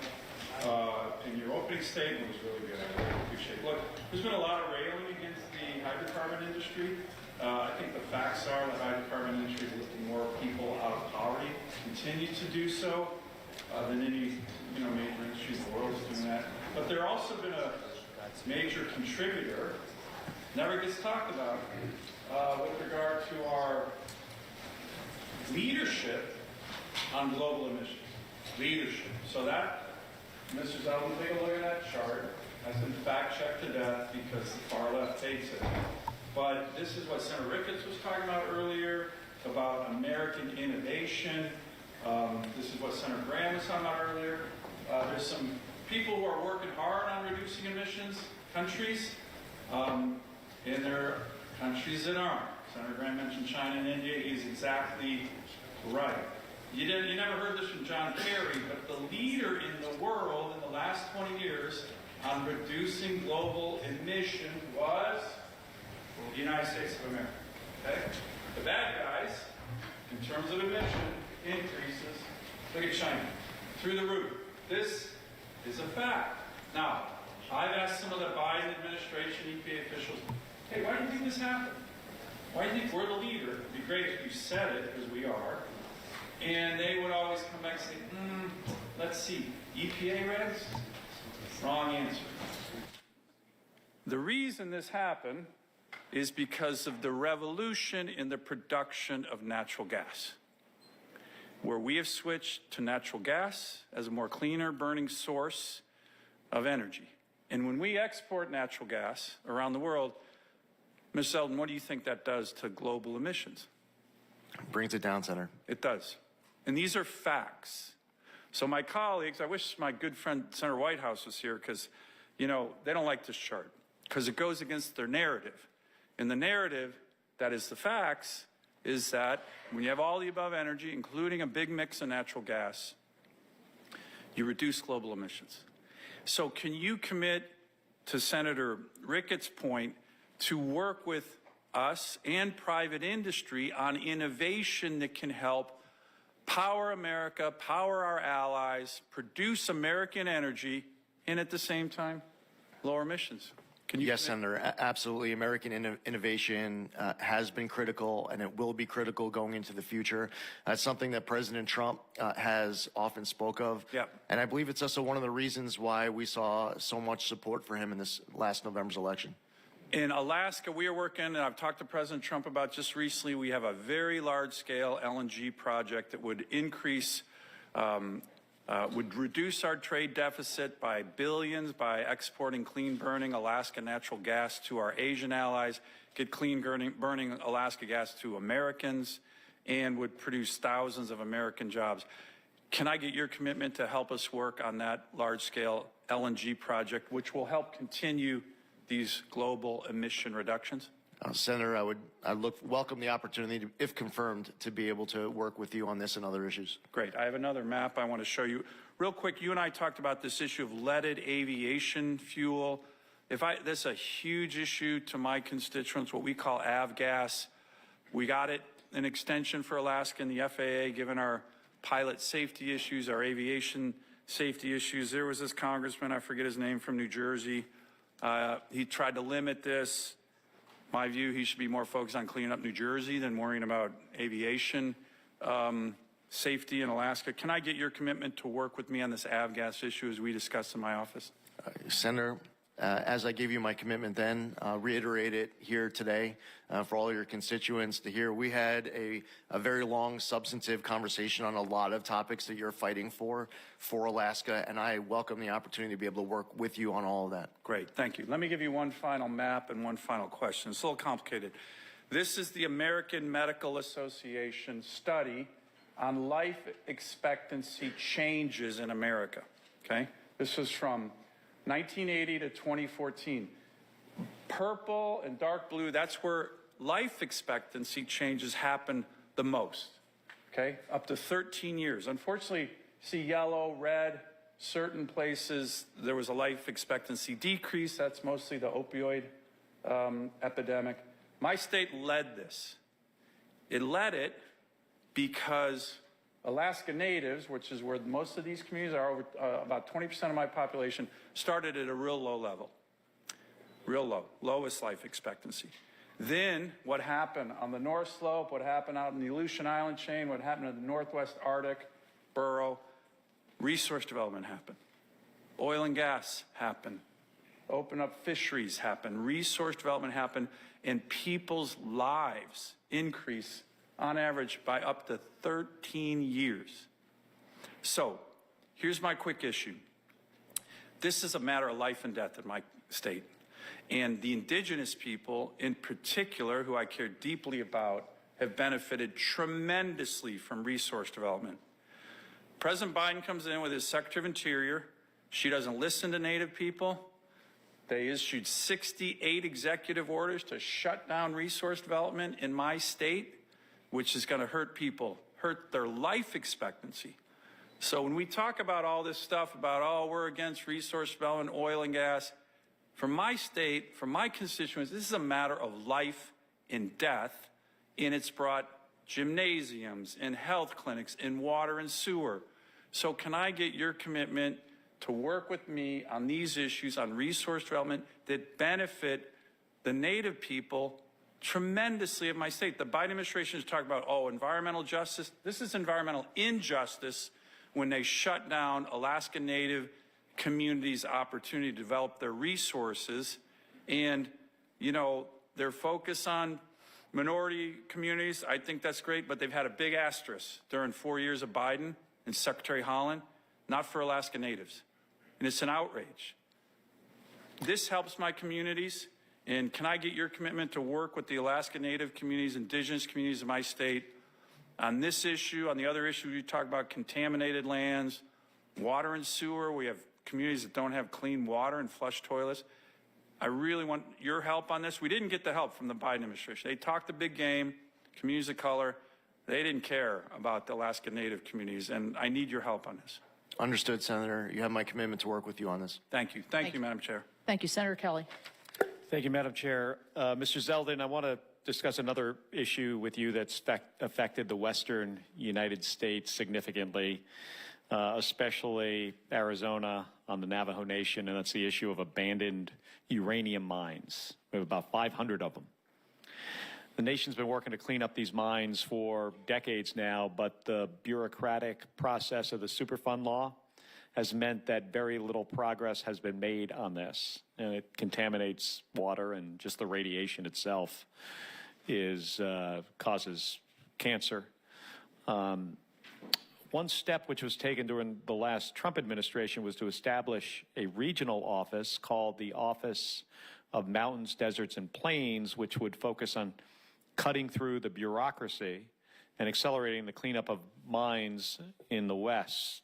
Senator Lummis and I introduced legislation last Congress, which passed this committee unanimously, called the Legacy Mine Cleanup Act, which would authorize the creation of the office and accelerate mine cleanup across the western United States. So will you commit to having your team review the legislation quickly so we can then incorporate EPA's feedback before we introduce the bill this year? Yes, Senator. And will you commit to ensuring the issue of abandoned uranium mines remains a priority for the EPA? Yes, Senator. Well, thank you for that. And then one final thing I want to discuss with you is, and I know you've spoken about this during the hearing already today. I was not in the room, but my understanding is you talked about PFAS. And as we discussed in my office last week, groundwater is the backup source of drinking water for both Phoenix and Tucson. And it's in an aquifer mostly under the city of Tucson, where Gabby and I live. And this has become more critical, this backup water supply, as the drought conditions in the West has worsened. But especially the groundwater under Tucson in those aquifers have been contaminated with growing PFAS plumes. And the city had to shut down nearly 30 groundwater wells because the water exceeded EPA's drinking water limits. And to date, the city has spent more than $71 million on remediation costs and are in negotiations with EPA Region 9, with the Air Force, with the state, with Tucson Airport, and other private parties to resolve this. And throughout this process and spanning across presidential administrations, EPA Region 9 has been a consistent partner in addressing these challenging issues. So, Mr. Zeldin, if confirmed, will you commit to working with my team and the city of Tucson to address the Tucson PFAS contamination? Yes, Senator. So thank you, Mr. Zeldin. Thank you for spending the time. I know this has been a long process and a long hearing. It's great seeing your family here, and look forward to having the opportunity in the committee and eventually on the floor for the vote. Thank you. Thank you, Senator. Thank you. Senator Ricketts. Thank you, Chairman Capito, for having this second round of questions. I appreciate it. And Congressman Zeldin, presuming that you get confirmed to be the EPA administrator, you're going to have to work to reestablish the credibility, reestablish the trust for the EPA, and that's going to involve a process of transparency and good faith action on the EPA's part. Part of what I expect you to bring back is accountability. President Biden's EPA had a $41.5 billion with a B, program to carry out EV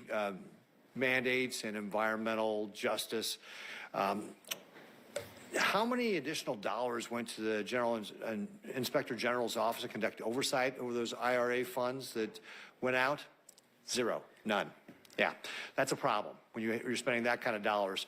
Can we have your commitment that you will look into this to make sure those dollars were spent appropriately, that the process was followed properly for all those dollars, and to make sure that any dollars that were not spent appropriately, in fact, Senator Capito and I actually had a press conference on how some of these dollars were being distributed, but if they weren't being distributed, you'll work to claw back those taxpayer dollars?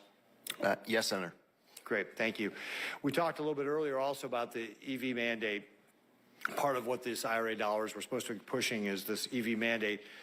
Of the 147 communities in my state that are classified as cities, 99 of them don't have a single EV charger. If you're living in communities like Bloomfield, Alliance, Valentine, you're 45 minutes from the nearest charging station. And in my state, EV adoption is like 2%, when nationally it's about 7%.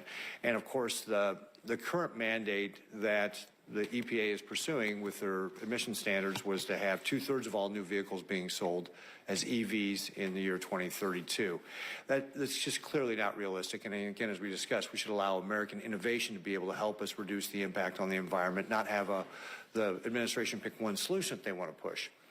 Do you commit to rolling back these out-of-touch mandates that are costly to Americans and dangerous to our energy grid, increase our reliance on our adversaries like the People's Republic of China?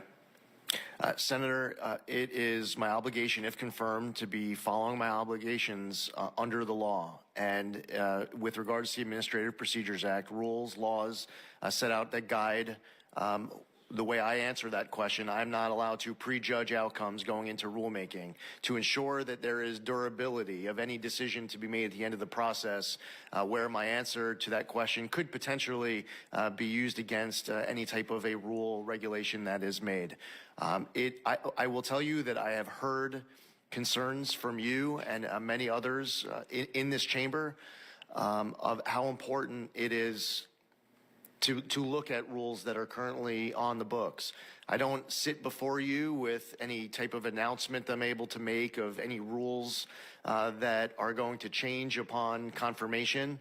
I will tell you that I will not prejudge outcomes. However, it is my commitment to follow my obligations under the laws set by Congress, to look at laws, decisions that have been made by the United States Supreme Court, and to make sure that we are pursuing common sense, pragmatic solutions that make sense to you, that you can defend when going back to the constituents that you fight so hard for from your home state.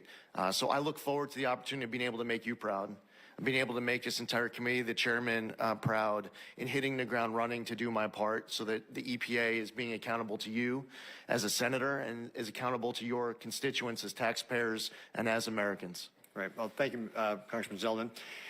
One of the things we also talked about was certainty. We talked about it in the context of the RVOs. But there's another area of certainty that we've talked about, and we need to continue to talk about. The Supreme Court's Sackett versus the EPA decision was a clear directive to narrow the scope of the federal jurisdiction on the Clean Waters Act. And here's just one of the things that just drives me nuts, because this has not just been a Biden administration. This happened under the Obama administration. The Clean Water Act over 50 times says navigable waters. Navigable waters means you can put a boat on it and go someplace. That's the Merriam-Webster definition in really broad terms. Clearly out of scope of what the Congress's intent was. And the decision in Sackett was intended to provide clarity to producers. President Biden's WOTUS revisions have only confused it by talking about things like relatively permanent waters or unclear determinations on which waters are actually jurisdictional under law. Farmers and ranchers in Nebraska deserve better than an EPA taking years to decide the best way to regulate a ditch that might someday hold water. Do you plan on providing clear and durable waters of the U.S. guidance to producers as an administrator? Senator, I believe that it's incredibly important for the EPA to provide clear and durable guidance as it relates to waters of the U.S. The Sackett decision is easy to understand for any of those property owners in your state, yet still they have questions as it relates to the rules and regulations that are on the books. It should be as clear as possible so that your people can understand without having to go hire an attorney or someone else to assist them with compliance and definitions. Great. Well, again, I would just remind you that The Clean Water Act says navigable waters. It's a pretty plain English definition. Congress's intent could not have been more clear. And so just remind you as you're going through that process to keep that in mind. Thank you very much, Congressman Zeldin. Thank you. Chairman. Senator Markey. Thank you, Madam Chair, again, and congratulations on your new position. And respectfully to my friend from Nebraska, there is no EV mandate. Doesn't exist. There is no EV mandate. It's not a mandate. It's a clean car standard. It's just technology neutral, driven by American innovation and the need to protect our environment. So there is no mandate. I have to keep repeating that every time. So again, Congressman, Project 2025 proposes to eliminate the Office of Enforcement and Compliance Assurance at the EPA. Do you agree with that proposal? Senator, first off, I've never read any word of Project. No, I'm not going to ask if you read it. But do you agree with the proposal to eliminate the Office of Enforcement and Compliance Assurance at the EPA? While that is something that I had never thought of before you're asking that question, no. It's an important function of the EPA, and we've had good extended conversations here about that topic during today's hearing, Senator. Okay, so again, that just prompted the question, and the answer is a very good answer. Thank you.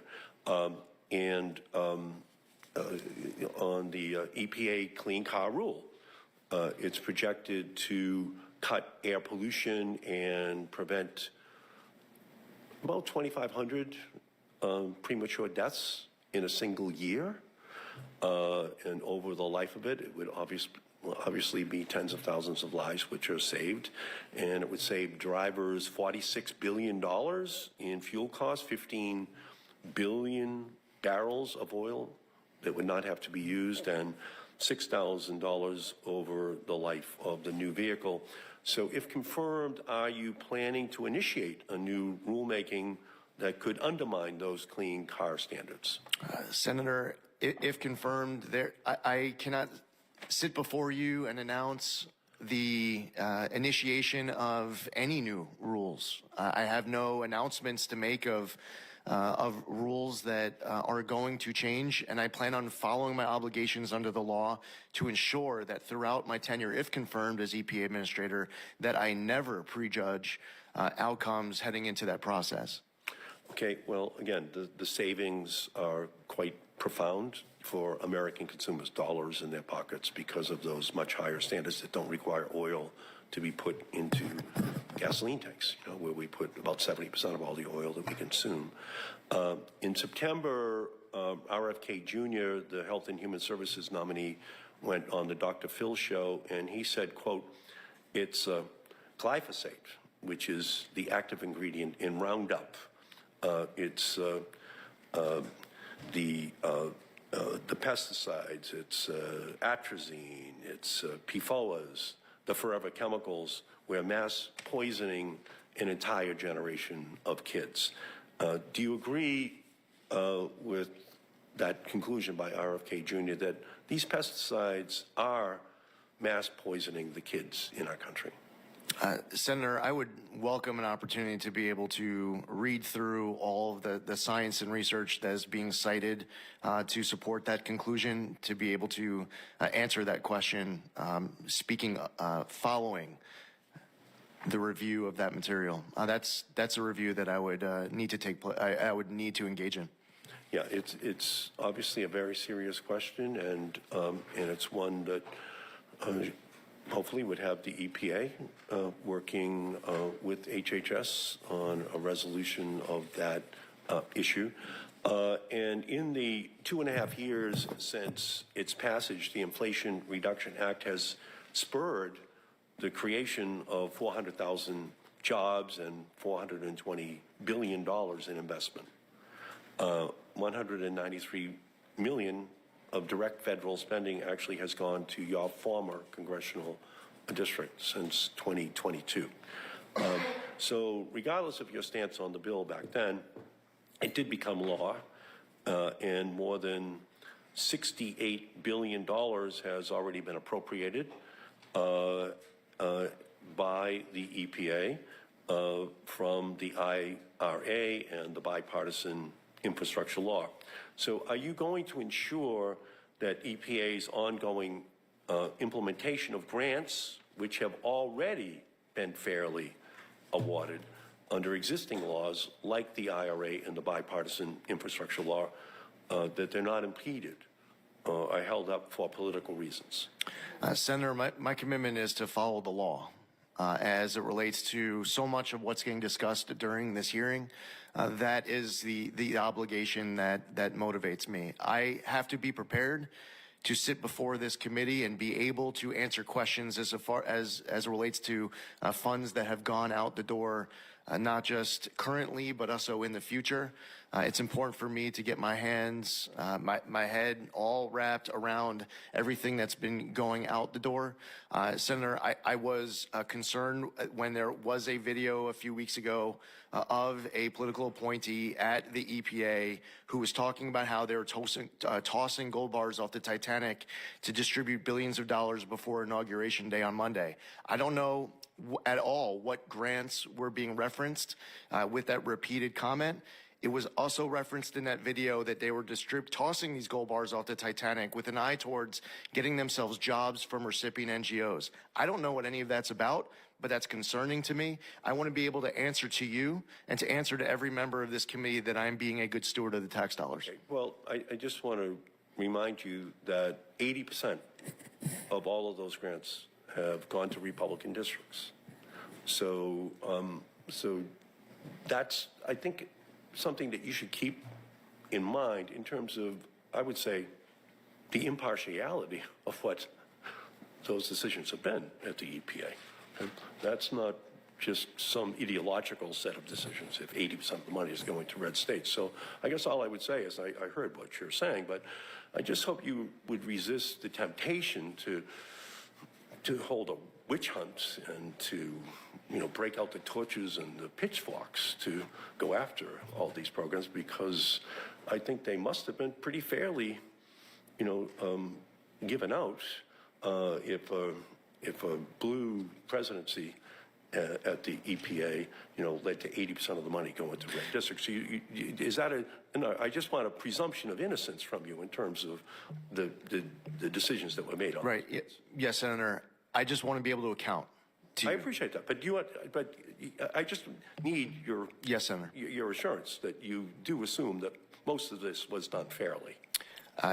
Senator, I would only can assume. I can only assume, as I sit here, that upon review, that there will be. I will find out about all sorts of funding that went out the door that was following the law as written by Congress.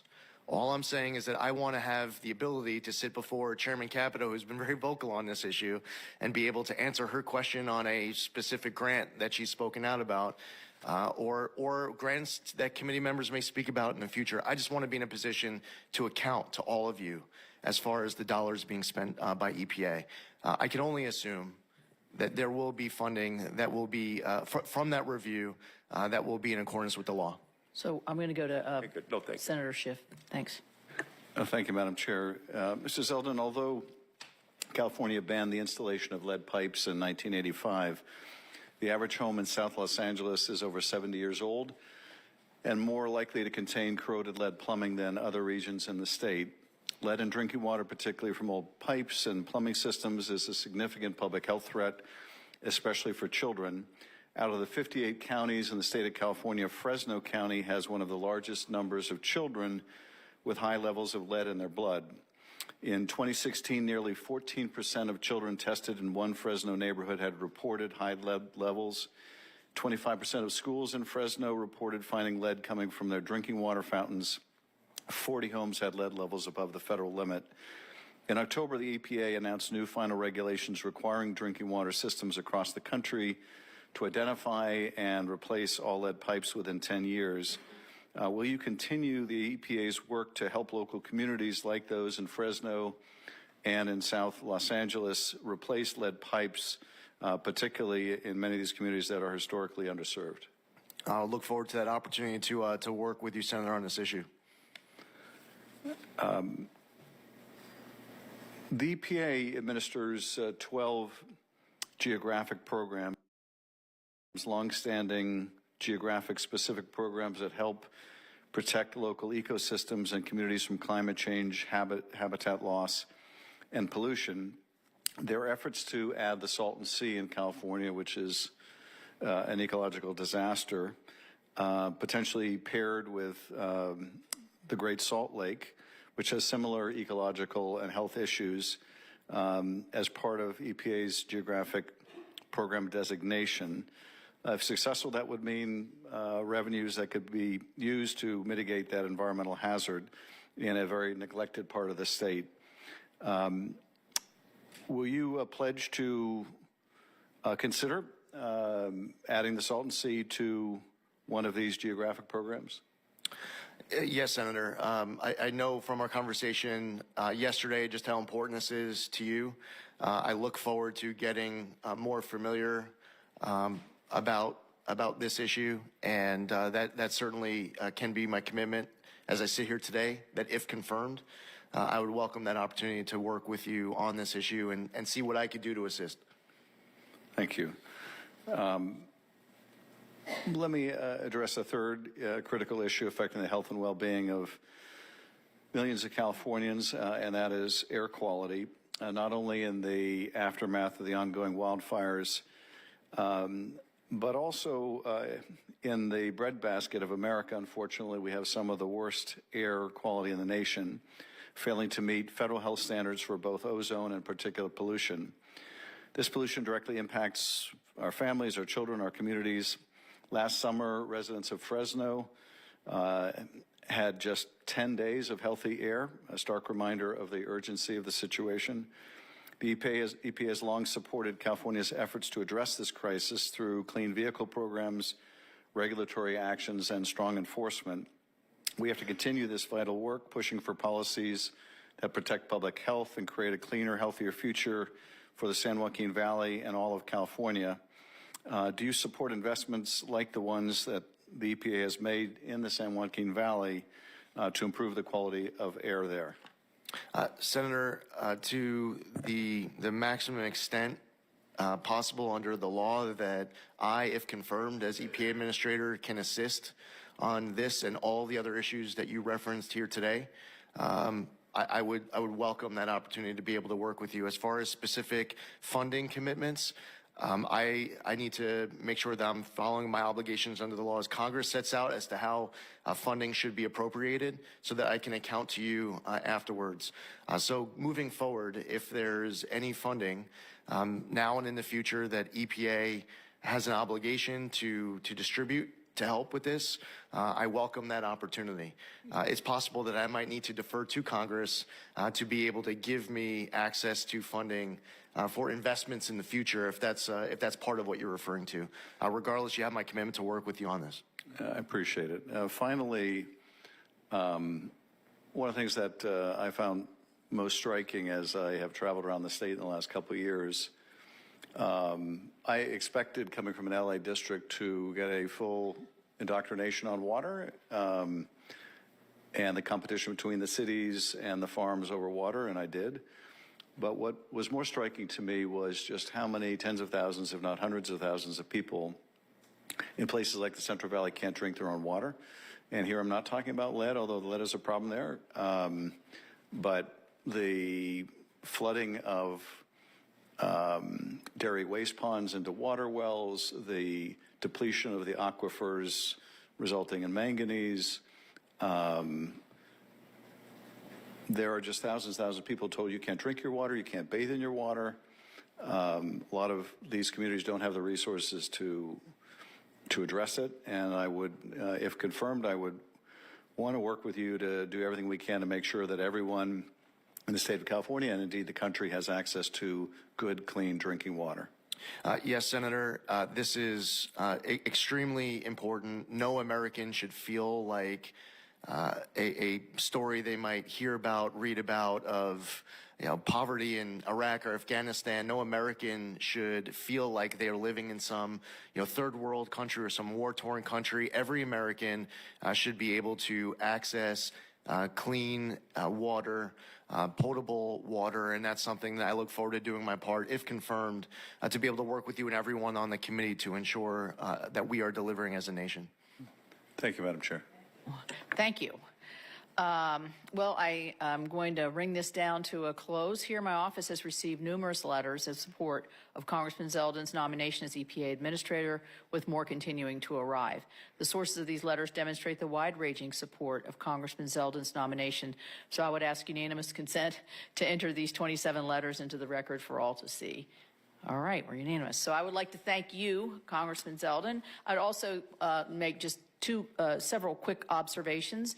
It's obvious to me in the testimony and the questions that you took a lot of time and effort through you and your and the folks that were helping you to make sure that every member had access to you and had a conversation with you before you actually testified before the committee. I think that was definitely reflected in the tone and the substance that we saw here today. So I appreciate that.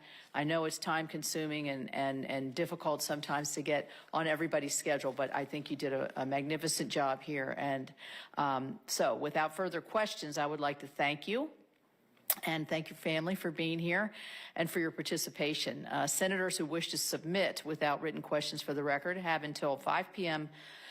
Tomorrow, Friday, January 17th, to do so. The nominees' responses to those questions for the record are due back to the committee no later than 9 a.m. on Tuesday, day after inauguration, January 21st. With that, I do look very much forward to helping to shepherd you. I think you've done an excellent job here today. You will be an excellent administrator to the EPA, and I fully expect that your confirmation will be very positive. Thank you very much, and everybody enjoy the day. Thank you. Thank you.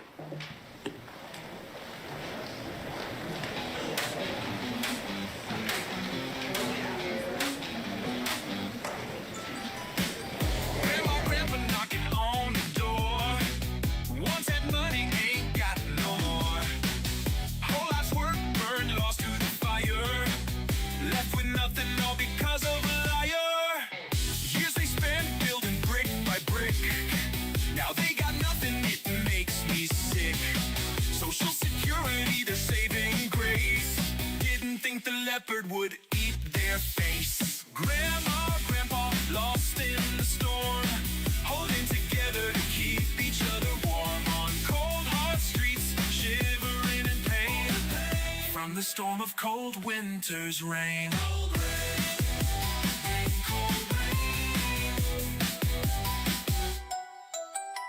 Lost yet they stand with the glimmer of hope, held on to love, it's their remaining lifeboat.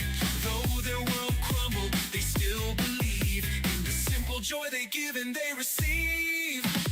Grandma, Grandpa, lost in the storm, holding together to keep each other warm on cold, hard streets, shivering in pain from the storm of cold winter's rain.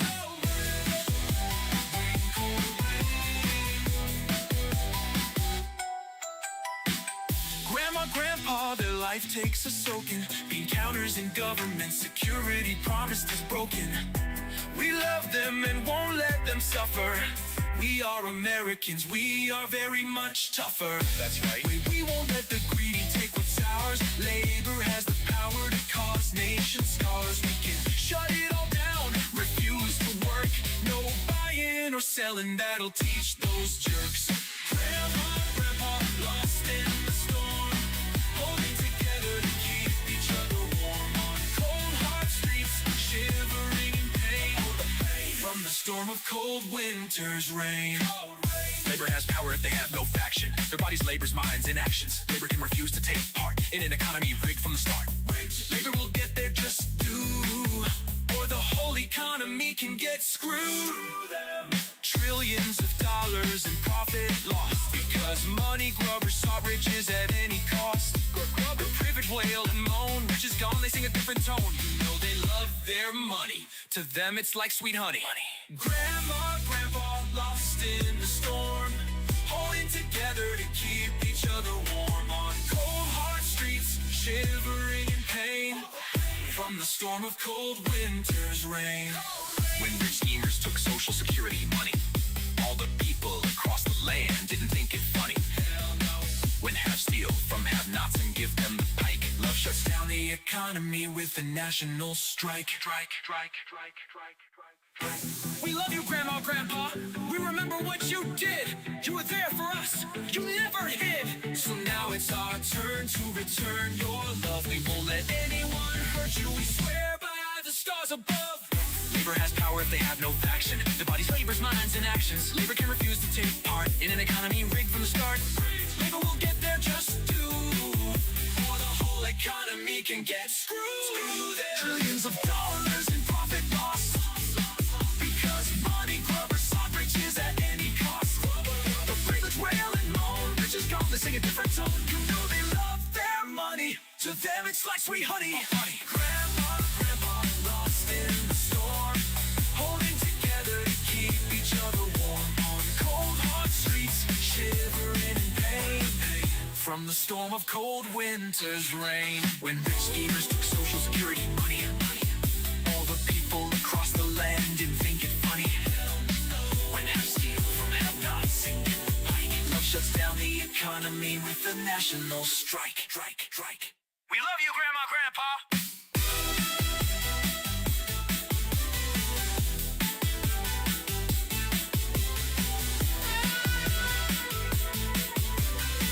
We love you, Grandma, Grandpa.